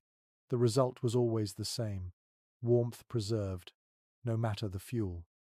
A little-known note from a soldier's journal recalls how children helped collect fuel. They wandered the prairie in summer, baskets slung on their backs, gathering dung where buffalo herds had passed. He observed that they laughed and competed, turning what outsiders saw as drudgery into a game. By the time snow fell, those children's playful labor had become the foundation of survival. The irony struck him deeply. Life itself often depended on chores so simple, yet so misunderstood by outsiders. Inside the lodge, the choice of fuel shaped the night. Wood fires produced more crackle, more shifting shadows, more scent. Chip fires produced steadier heat, with less drama but greater endurance. Families often banked chips beneath logs, letting both fuel types work together. The science was intuitive: quick heat from wood, long burn from dung. This layering mirrored the way they layered hides and clothing. each material serving a role, none wasted. Imagine the soundscape of such a fire. Logs pop sharply, sparks leaping into the smoke hole. Chips hiss softly, glowing red without noise. Together they create a rhythm, loud and quiet, bright and dim. You lie beside it, watching embers pulse, breathing in the mixed aroma of smoke and earth. The tipi itself becomes an alchemy of elements, wood, dung, hide, stone, all conspiring to turn winter into something bearable. Anthropologists suggest that reliance on buffalo chips symbolized deeper ties to the animal. Buffalo already provided meat, hides, bones for tools, sinew for thread. Now even their droppings fueled life, literally keeping families warm through the night. This completeness of use embodied respect, nothing wasted, everything honored. To sleep by a dung fire was not indignity, it was gratitude, a reminder of the buffalo's total gift. Some outsiders mocked the practice, sneering at the idea of burning waste, yet many later confessed envy, realizing that their own supply of chopped wood dwindled faster than expected. When storms cut off access to timber, they shivered in their cabins, while the teepee villages still glowed. Resourcefulness outlasted prejudice. Picture yourself lying back, firelight dancing across the hides above. You hear the muffled hiss of chips, see the glow steady and unwavering. You realize you are breathing easier, less smoke irritates your eyes, less soot clings to the walls. The fuel is humble, yes, but its gift is profound. It lasts, it sustains, it endures. Sleep comes easier knowing the fire will not die too quickly. Even spiritually, fuel carried meaning. Some traditions describe dung as a humble yet sacred offering, proof that even the least glamorous parts of life held power. To burn chips was to accept the world's totality, finding warmth even in what others rejected. That acceptance shaped outlook, reinforcing resilience. So as you drift towards sleep once more, you understand that the fire is not choosy. It burns what is given, whether wood, willow, or buffalo chip, and in return it offers the same gift: warmth, light, safety. You close your eyes, knowing survival here depends not on pride but on humility, on using everything, on seeing value where others see waste. In that wisdom lies the secret to making it through another winter's night. You cough lightly, and a small plume of smoke curls into your face before drifting upward toward the vent. For a moment, the air seems hazy, thick with the mingled breath of fire and sleepers. Then, with a gentle shift, the current carries it out, vanishing into the night. You realize the teepee is alive not only with warmth but with breath itself, air entering low, rising high, flowing constantly. Without this circulation, the shelter would suffocate its own people. Instead, it breathes with them, an ingenious balance of smoke and wind. Historical descriptions of teepees almost always mention the smoke hole. Unlike canvas tents or wooden cabins, which trapped smoke until lungs burned, the teepee offered an adjustable system of flaps at the peak. By moving poles from inside, families angled the flaps against or with the wind, controlling how smoke escaped. The result was not perfection. Smoke sometimes lingered, but enough to keep the lodge breathable. Survival wasn't only warmth, it was air. One curious anecdote comes from a fur company clerk who confessed he spent his first night in a lodge coughing miserably. He blamed poor design, until a woman adjusted the flaps the next morning. Suddenly, smoke drew upward in a clean column, and the air cleared. He admitted in his journal that he had thought myself smarter than the wind, but the people here know its moods better than I ever shall. His humility captures the art behind what outsiders dismissed as crude. Researchers still argue over how precise this system was. Some believe the flaps functioned almost like sails, catching air currents to pull smoke out efficiently. Others claim the hides themselves, porous by nature, allowed enough seepage that perfect venting wasn't necessary. Evidence supports both. But all agree the teepee's design avoided the choking smoke that plagued European-style cabins in similar conditions. Families could eat, talk, and sleep without constant tears in their eyes. Imagine the sensory experience of that airflow. Cold air slips quietly beneath the lodge edges, drawn inward by the fire's hunger. It brushes your ankles at first, sharp, biting, but then is transformed, warmed as it passes the flames. By the time it rises to your chest, it carries heat, not chill. You breathe it in, filling your lungs with air both fresh and warm. Above, smoke trails upward, drawn toward the vent like a prayer lifted to the sky. The adjustments were constant. Someone woke in the night, noticed smoke thickening, and rose to shift a pole. The flaps creaked, the wind caught, and suddenly the draft changed. Children barely stirred, soothed by the rhythm of caretakers working silently in the dark. Sleep was communal labor. No one lay idle if smoke grew heavy. Small corrections, minute gestures with poles, meant the difference between comfort and choking. One little-known note from an explorer mentions that some families decorated the poles used to adjust flaps, carving or painting them. He speculated this might reflect the importance of the task. These poles were not mere sticks but tools of survival, wielded nightly. They symbolized control over the invisible wind, smoke, air. To move them was to guide unseen currents, shaping the very breath of the household. The smell of smoke still lingered, of course. Hides absorbed it, hair reeked of it, clothing carried it. Outsiders often complained bitterly. But for those inside, the scent became comfort, even identity. To breathe smoke-laced air was to know you belonged, that fire burned steadily, that warmth was alive. The very smell that outsiders loathed was, for insiders, reassurance itself. Children grew up with lungs accustomed to this environment. They learned early how to sit where smoke was thinnest, how to wave a hand to redirect it briefly, how to listen for the shift when a draft cleared the air. Smoke wasn't an intrusion, it was a companion, another voice in the nightly chorus. There is also symbolism here. Some traditions described smoke as carrying prayers upward, the vent as a pathway to the heavens. Sparks rising into the night were seen as messages, the breath of the people joining with the breath of the world. To lie in a smoky lodge was not indignity, but communion. The air you exhaled, the smoke, the fire exhaled, all of it mingled, rose, and departed together. Picture now the scene in the quietest hours before dawn. Embers glow red, air drifts gently, smoke curls upward. You shift under your furs, inhale, exhale, and realize the teepee itself is breathing with you. Its hides swell slightly in the wind, its flaps move softly, its draft cycles endlessly. You are not just in a shelter, you are inside a lung, a living organ made of wood and hide and air. A soldier once confessed that after weeks in cabins with stinging eyes, he felt relief sleeping in a lodge, even with its quirks. "The house I built smoked me half to death," he wrote, but their lodge seemed to know when to exhale. He was baffled, but the truth was simple. Centuries of refinement had shaped a system attuned to wind and flame. Survival was not brute force, it was finesse.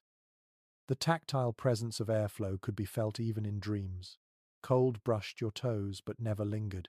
Warmth washed your chest. Breath felt lighter, easier, steadier. These rhythms lulled you into sleep, each inhale tied to the fire, each exhale carried upward in the smoke's drift.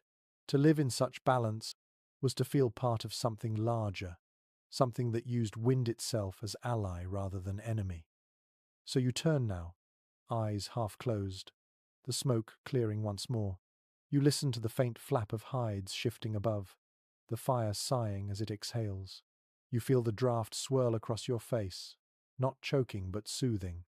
The Tipi breathes, and so do you. You drift towards sleep, wrapped not only in hides and warmth but in the subtle genius of airflow, the invisible art that turned a simple lodge into a sanctuary of breath. You stir beneath your robe, roll onto your side, and notice the bedding smells faintly of smoke and hide, touched with the musk of grass mats beneath. Everything here has been laid down, layered, and maintained with care. The comfort you feel tonight is not chance, it is the result of constant attention, of rituals that kept bedding clean, dry, and alive with warmth. In a world where snow crept under hides and dampness could be deadly, families treated bedding as sacred as fire itself. Explorers who stayed in lodges often remarked on the surprising freshness of sleeping places. They expected dirt floors, filthy hides, and sour smells. Instead, they found carefully arranged mats of reeds, grasses, or willow, changed and replaced when they grew worn. Women shook out furs each morning, hung them to air in the daylight, and beat dust from them with sticks. Even in winter, when snow crusted the world outside, bedding was turned and rotated to keep it from molding. Cleanliness was survival, and diligence made nights bearable. One curious anecdote appears in a trader's memoir. He confessed that he assumed buffalo robes would stink beyond tolerance, but he discovered instead that the constant exposure to smoke actually preserved them. The robes smelled heavily of fire, yes, but not of rot. Smoke infused fibers with a scent that repelled pests and slowed decay. The fire does not only warm them, he wrote, it seasons them like meat. His metaphor may sound odd, but it captures the truth. Smoke itself was part of bedding maintenance, a preservative woven into every night's rest. Historians still debate how often bedding was fully replaced. Some suggest hides and mats lasted through many winters, patched and repaired when torn. Others argue that bedding was cyclical, with new hides added each hunting season and old ones discarded. Whatever the case, families clearly monitored their bedding closely. Dampness could kill faster than hunger, and so vigilance was constant. Imagine the sensory experience of a bedding rotation. At dawn, women and children lift robes and mats, carrying them outside into the weak sunlight. Frost clings to edges, glinting like silver. They shake them hard, snow flying off in white bursts, then spread them across poles to air. The hides crackle as they stiffen in cold, but soon they will be softened again by fire's warmth inside. Children laugh, tossing snow at one another, but the work itself is serious. Bedding cannot be neglected. The night's comfort depends on today's effort. Guests were often astonished by how carefully bedding was arranged within the circle of sleepers. Furs were overlapped, so no seam let drafts through. Edges were tucked beneath mats, forming barriers against creeping cold. Infants were swaddled in the softest furs, rabbit or beaver, while older children shared heavier buffalo hides. Adults lay in arcs, their robes overlapping slightly with their neighbors, sharing warmth even between separate beds. Nothing was haphazard. Each fold, each tuck, was chosen with purpose. A little-known observation from a missionary reveals another detail. Sometimes, herbs were scattered in bedding to repel insects or to freshen the smell. He described the faint aroma of sage or sweetgrass lingering in hides, mixing with the ever-present smoke. For him, the scent was unfamiliar but strangely soothing. For the families inside, it was both practical and symbolic. Plants carried protective power, warding off pests and perhaps even nightmares. Think of the tactile sensation of lying on such bedding. The mats beneath are springy, yielding just enough to cushion hips and shoulders. Above them, furs envelop you, rough on one side, velvety on the other. The edges are tucked snug, sealing you in a pocket of warmth. Your body heat builds, trapped by layers, and soon you feel the difference. No dampness, no drafts, only steady warmth pressing against your skin. Anthropologists suggest that bedding practices taught children lessons about discipline. They grew up knowing to fold robes carefully, to shake mats, to air hides when the sun allowed. These tasks were small, repetitive, but essential. Neglect meant discomfort or illness. Care meant survival. In this way, the very act of preparing to sleep became a moral lesson. Respect the details, and the details will protect you. One trader recalled that bedding inside a lodge reminded him of nests. He described how each sleeper's space curved inward, piled with robes and mats, cozy and deliberate. The comparison is apt. Like birds weaving twigs and feathers, families built their sleeping spaces with whatever the land gave them, turning raw material into comfort. And just as a nest must be maintained daily, so too must bedding in the tipi. The smell of bedding at night carried layers of meaning. Smoke, fur, dried grass, faint herbs, and human musk all mingled. Outsiders found it overwhelming, but insiders found it reassuring. It was the smell of continuity, of countless nights survived. To bury your face in a robe and breathe deeply was to inhale history, labor, and love all at once. Picture again the nightly routine. After supper, bedding is unrolled and laid out. Women smooth edges, tuck corners, and adjust mats. Children crawl into their nests, giggling, then fall silent as warmth overtakes them. Adults lie down last, ensuring everything is ready. The lodge grows quiet, only the fire crackling. You sink into bedding that has been shaped by countless hands, warmed by countless fires, preserved by countless mornings of care. Even spirituality touched this practice. Some traditions described bedding as a microcosm of the earth. Mats of grass, the soil, hides the surface, robes the living world above. To lie upon them was to return to the embrace of land, to be held by it in sleep. Maintenance, then, was not just practical but reverent. Each morning's airing was a way of honoring the earth's gift, each evening's folding a way of preparing to enter its embrace once more. So you curl onto your side, smelling the smoke in your robe, feeling the spring of mats beneath, hearing the fire sigh. You know the bedding has been cleaned, shaken, arranged. You know tomorrow it will be aired again. Comfort does not happen by accident. It is built, renewed daily, cared for with diligence. You drift into sleep, secure not only in warmth, but in the assurance that countless careful hands have made this rest possible. The fire has dwindled to faint embers, shadows pulse against the hides, and your eyelids grow heavy. Sleep is near, but here, in the circle of a tipi, slumber is never only rest. It is a passage, a threshold into other worlds. For the people of the plains, dreams were not dismissed as idle illusions. They were teachers, messengers, sometimes even warnings. To close your eyes inside the lodge was to enter not only warmth, but vision, to join a tradition where the night's images carried weight beyond the morning. Ethnographers who recorded oral histories describe how dreams were often shared aloud at dawn. Elders explained them, sometimes interpreting symbols, sometimes listening silently as children or adults recounted strange journeys. The tipi became both cradle and cathedral, a place where bodies slept but spirits traveled. Sleep was practical, yes, but it was also spiritual practice, another dimension of survival woven into nightly routine. One evocative anecdote comes from a trader who awoke to hear a man telling his family about a dream of buffalo flooding across a valley. The next week, a herd appeared there, exactly as he had described.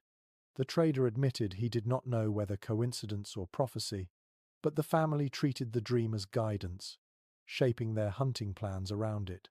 For them, the dream's truth was unquestionable. To ignore it would have been folly. Scholars remain divided over how literally such dreams were taken. Some argue they served as metaphor, teaching lessons through imagery rather than predicting events. Others insist that visions were trusted as genuine prophecy.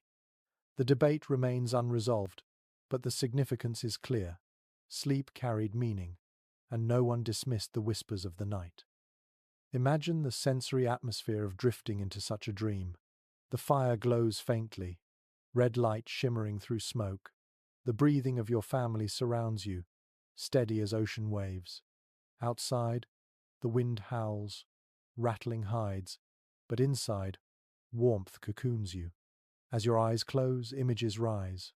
A river flowing uphill, a buffalo with human eyes, a hawk speaking in a voice you know. These visions feel as real as the furs beneath your cheek. You accept them because here the line between waking and dreaming is thin. Children, too, were taught to pay attention. A boy who dreamed of an animal might be told that creature had chosen him, offering power or guidance. A girl who dreamed of fire might be reminded to respect the hearth, to see warmth as living. Dreams became part of education, subtle lessons woven into daily survival. A single night's vision could shape a lifetime's choices. One curious detail surfaces in missionary writings. He noted with frustration that children laughed about his own dreams when he recounted them, saying they carried no meaning because he had no ties to their spirits. To them, dreams were not universal but relational. They belonged to those who shared kinship with the land and its beings. Outsiders were dreamless, even if they dreamed. His irritation only highlights the divide. For the people in the lodge, dreams were currency. For him, they were nonsense. The psychological comfort of believing in dreams was immense. Imagine enduring months of brutal cold, endless storms, scarce food. Hope could fade quickly. Yet a dream of plenty, of safety, of ancestors smiling, could carry a family through despair. Dreams offered more than guidance, they offered endurance, giving people reasons to rise each morning with courage. Some anthropologists suggest that the very conditions of Tipi sleep fostered vivid dreams.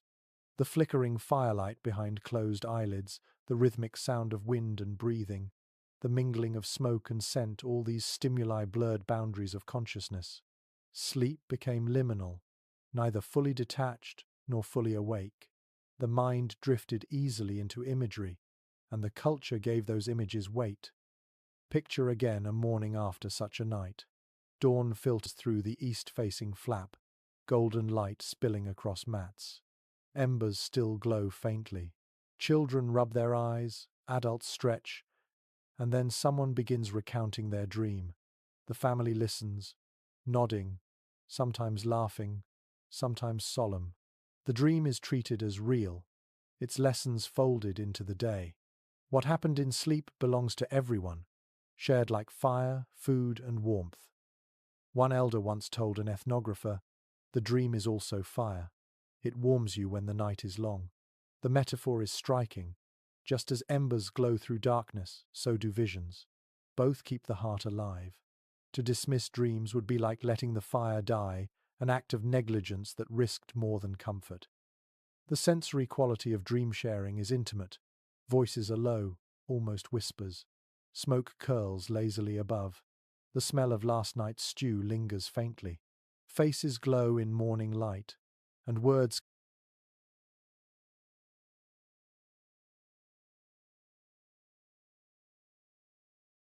carry images from one mind to many. You hear of hawks, rivers, buffalo, ancestors, and though you did not see them yourself, you feel their weight. Sleep was never solitary. It was communal, just as waking was. Even skepticism existed. Not every dream was accepted blindly. Families debated, teased, questioned.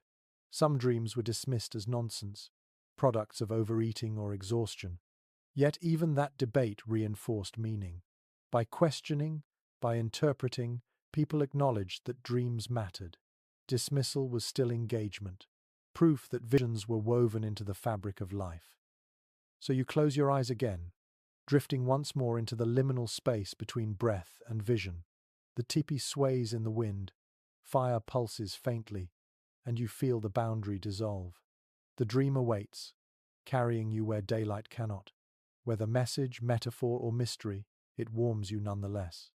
And in that warmth, you sleep, not only surviving the night but gathering guidance for tomorrow.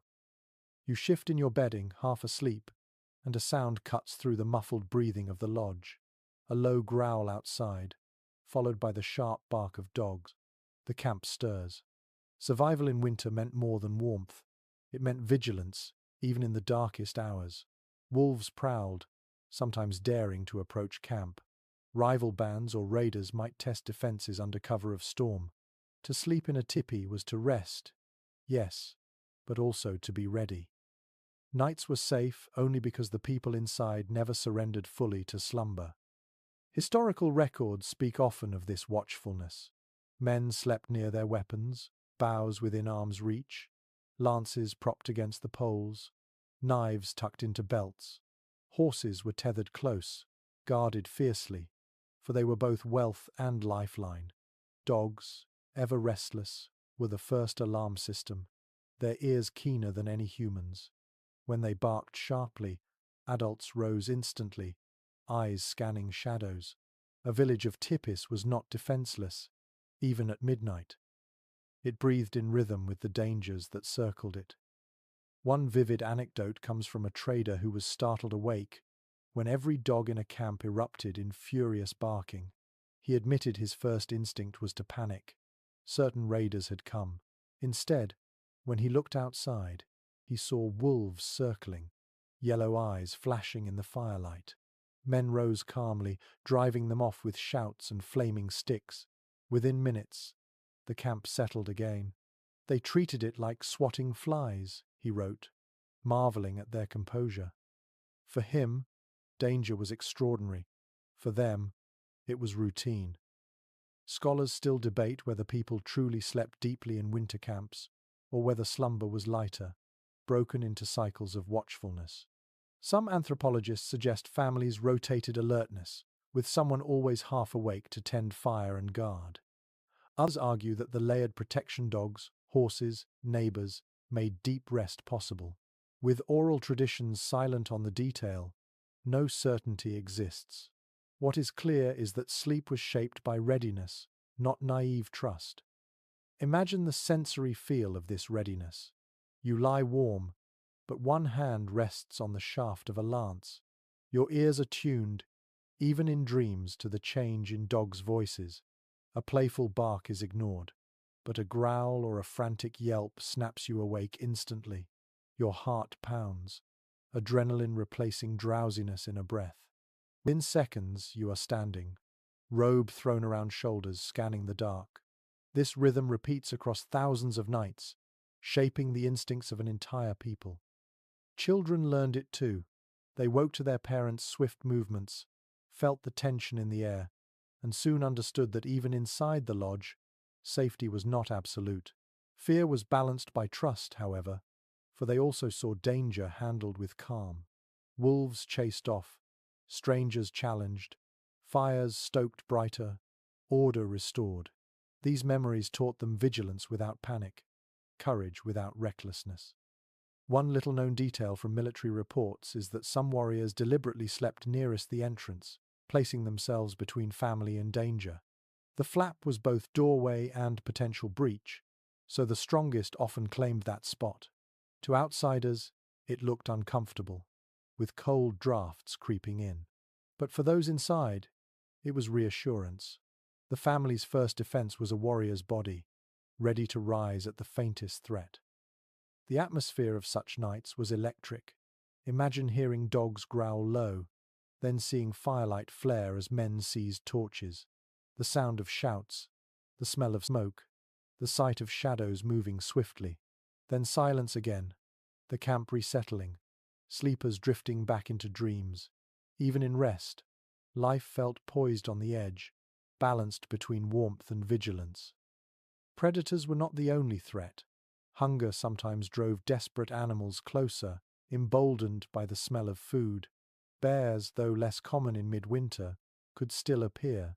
People learned to store meat high, or inside lodges near fire, to mask scent. Yet no system was perfect. The tension of knowing danger might scratch at the flap made weapons by the bed a necessity, not decoration. There were human dangers as well. Rivalries between groups sometimes flared, and raids could come in darkness. Smoke holes glowing like stars marked where families slept, vulnerable if unguarded. To counter this, camps placed lodges in rings. Warriors often positioned strategically at edges. Fires kept burning low but steady. Even when eyes closed, strategies held. Safety came not from denial of threat, but from preparation for it. Think of the sensory world when a camp roused. Dogs bark furiously, horses whinny in alarm, voices rise. The cold air slaps your face as you step outside, spear in hand, snow crunching underfoot. Firelight flickers across dozens of lodges, neighbors emerging, everyone alert. You feel the collective strength of the camp, no family left to fend alone. The danger may pass quickly, but the adrenaline lingers, reminding you why vigilance matters. Anthropologists suggest that such experiences shaped identity profoundly. To live always ready, even in dreams, fostered resilience. It taught that comfort was precious but fragile, always balanced against vigilance. Sleep was never mere escape. It was part of survival's rhythm, punctuated by moments of alertness. To dream in such a world was to trust, not blindly but conditionally, knowing that at any moment you might need to rise. One trader admitted he never truly adapted. He envied how calmly families returned to sleep after alarms, while he lay awake, heart racing, unable to drift off again. For him, safety meant certainty. For them, it meant readiness. The difference reveals two worldviews, one seeking permanence, the other embracing fluidity. In the Tipi, survival meant living with uncertainty, not erasing it. Picture yourself settling again after such an alarm. Dogs quiet, men return to their robes, fire steadies.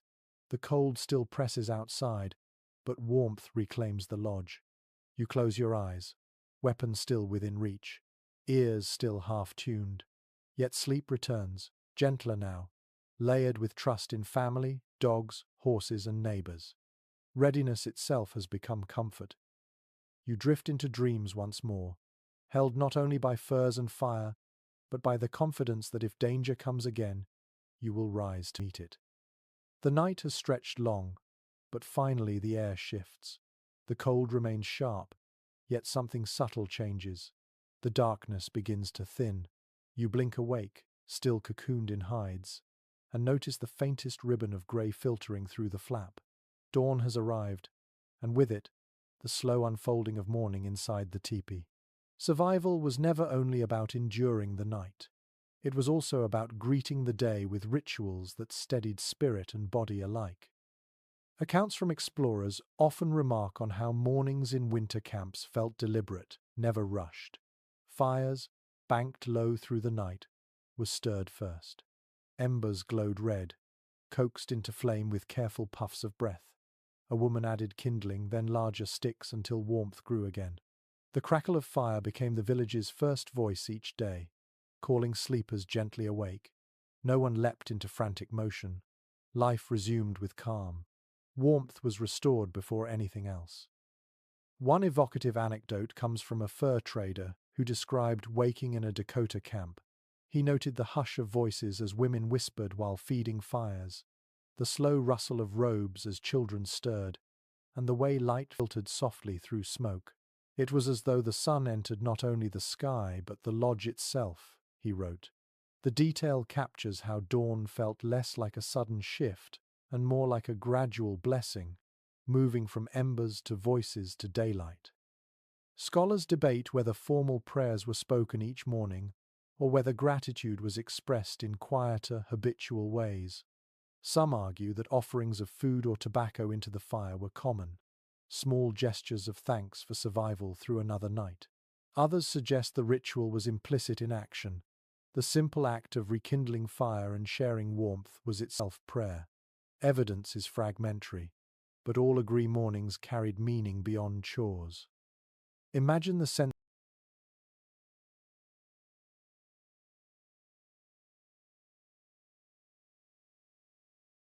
atmosphere as you sit up, robe wrapped tightly around your shoulders. The fire pops as it accepts new fuel, sending sparks upward. Smoke curls lazily through the vent, tinged with the golden edge of dawn. The lodge smells of warmth, returning wood or chips igniting, hides radiating stored heat. Your toes, cold against the mat, begin to thaw as you stretch them toward the flames. Outside, faint sounds of horses stamping and dogs shaking frost from their coats drift in. Children wake slowly, rubbing eyes, hair tousled, voices groggy. Mothers guide them toward the fire, where bowls of warm broth or roasted scraps are offered. A child might sip, sigh, and lean against a parent half asleep still. These small gestures of care were as important as fire or robes. Nourishment in the morning was reassurance, proof that the night's danger had passed and the day could begin with strength. One little-known observation from a missionary notes that families often stepped briefly outside at dawn, faces turned east, to breathe in the cold air. He interpreted it as a ritual greeting to the Sunday.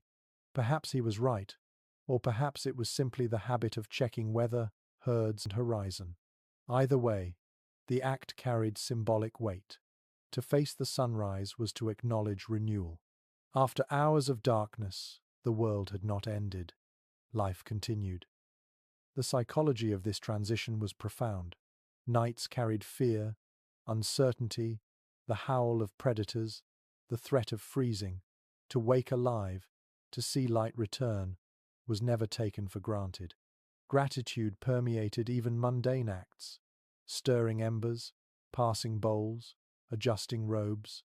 Families may not have always spoken thanks aloud, but their movement embodied relief. Every dawn was survival proven again. The tactile rhythm of morning reinforced this. Hides were shaken, folded, or rearranged. Mats were brushed, bedding rolled back to air. Children dressed in fresh layers, fingers fumbling with ties.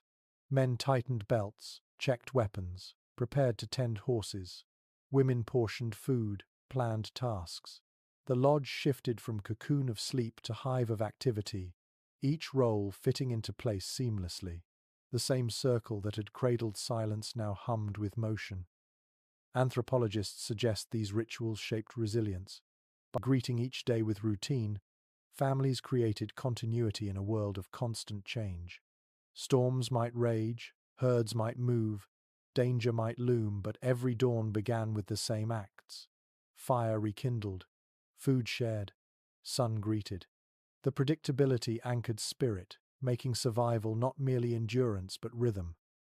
A trader once confessed that he envied this rhythm.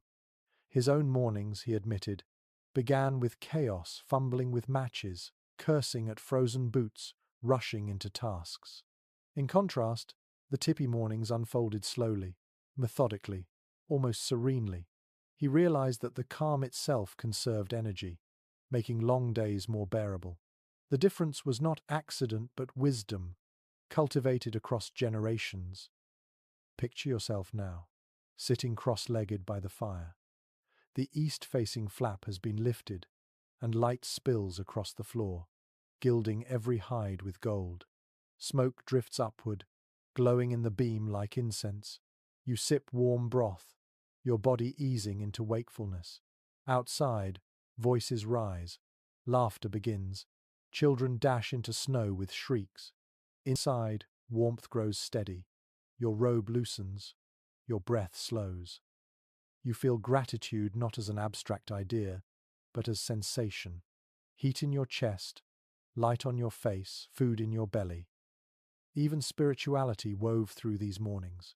Some traditions describe dawn as a time when the veil between worlds thinned, when spirits were closest.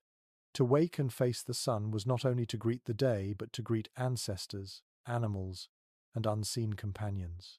Dreams from the night might be shared now, their messages folded into morning tasks. The lodge became classroom and chapel both, where warmth carried meaning beyond survival. So you finish your broth, roll your bedding, and stretch your limbs. The night's cold still lingers outside, but inside, light and fire have claimed victory. You rise knowing that another night has been endured, another dawn embraced. Survival is not only in hides and fire, but in gratitude, in routine, in the quiet rituals of first light. You close your eyes briefly, inhaling smoke and sunlight, and you feel peace. In that peace lies strength, and in that strength, the promise that tonight, when darkness falls again, you will endure once more. The sun has climbed, the morning bustle has quieted, and daily tasks unfold. Yet even in daylight, the shadow of night lingers.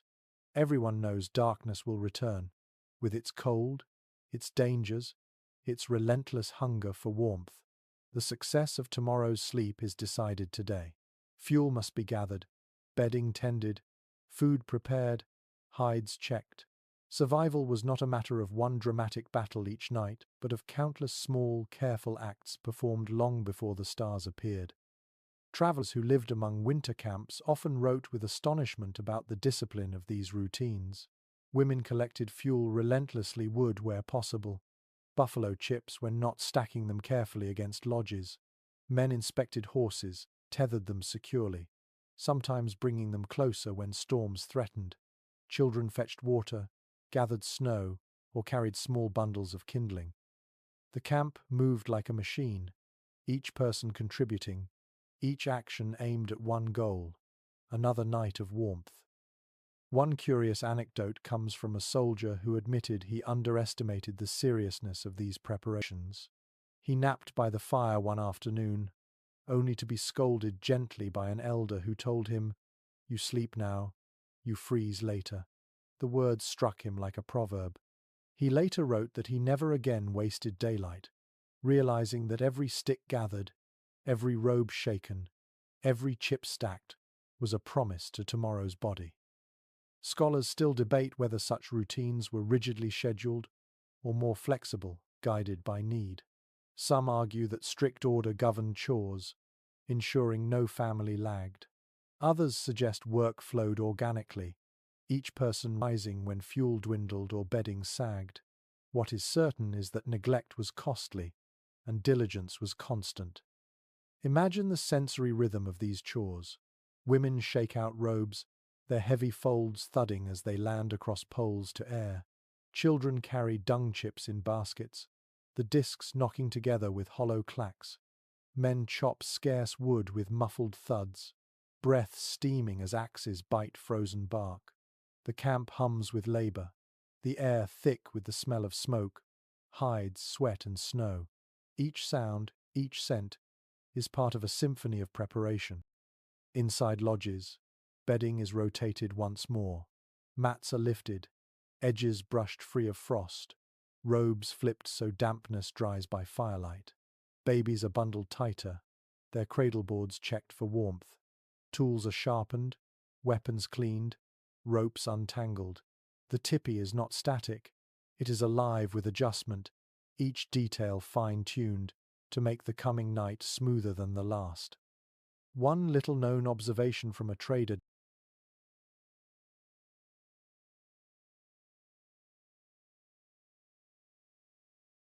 describes how families sometimes sang softly during these chores, turning monotony into rhythm. He noted that children's laughter blended with women's humming, creating an atmosphere less of drudgery and more of flow. In his words, they worked as if rehearsing for another night's play, their voices rehearsing lines they already knew by heart. The idea lingers, chores themselves became ritual, part of the great cycle of night and day. The psychology of this forward-looking labor was profound. By preparing constantly, people reduced fear. They did not wait for darkness to bring dread. They met it in daylight, with tasks and planning. This rhythm built confidence. When the sun set, no one panicked, because everything was ready. Survival was not a desperate scramble at midnight, but the natural reward of day-long diligence. Anthropologists suggest this mindset shaped cultural identity. Children learned that safety was earned, not granted. They absorbed lessons of foresight, discipline, and care from the moment they could carry a chip or fold a robe. These lessons endured, shaping adults who understood that small acts stacking fuel, mending seams were as heroic as hunting or battle. Picture the atmosphere late in the afternoon. Shadows stretch across snow, the air grows sharper, and the camp begins to shift. Fires are fed more steadily, bedding is unrolled, hides are checked for tears. Women's hands move quickly, smoothing mats, tucking edges.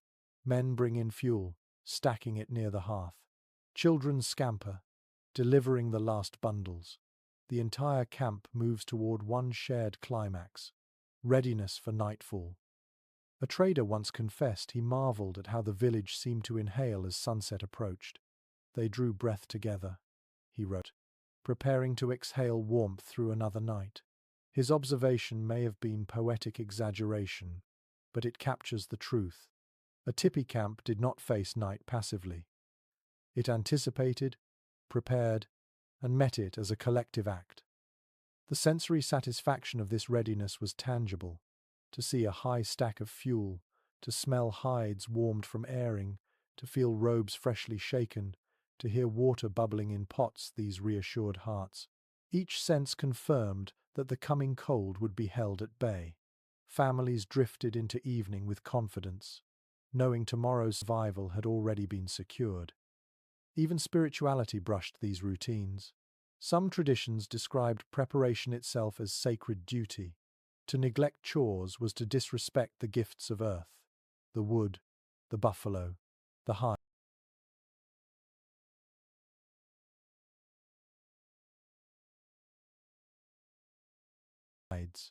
To honor them was to treat survival not as entitlement but as relationship.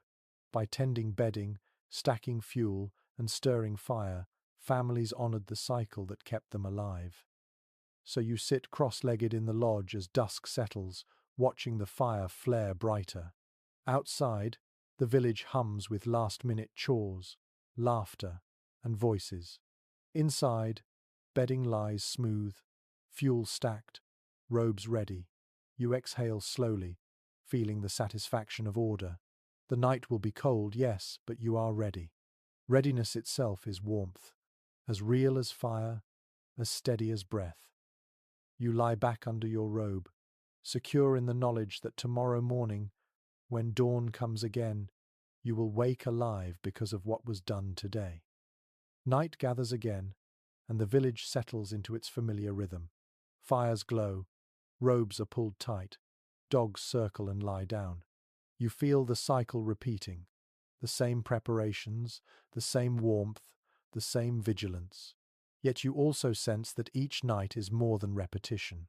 It is continuity, a thread linking generations. To sleep inside a tipi was never just to avoid freezing. It was to affirm belonging, to embody tradition, to carry forward a way of life shaped by land, animals, ancestors, and ingenuity. Historical accounts often remark on this continuity. Explorers who expected disorder instead found order lodges placed deliberately, chores performed daily, sleep guarded by ritual. Outsiders saw tents of hide, insiders knew they were living systems. The tipi was both fortress and womb, both shelter and symbol. Every night survived was proof that knowledge passed down through centuries still worked. One curious anecdote comes from a missionary who admitted, grudgingly, that he had underestimated the tipi. He believed stone houses superior, yet he found himself coughing in smoke-filled cabins, while families in tipis breathed easier.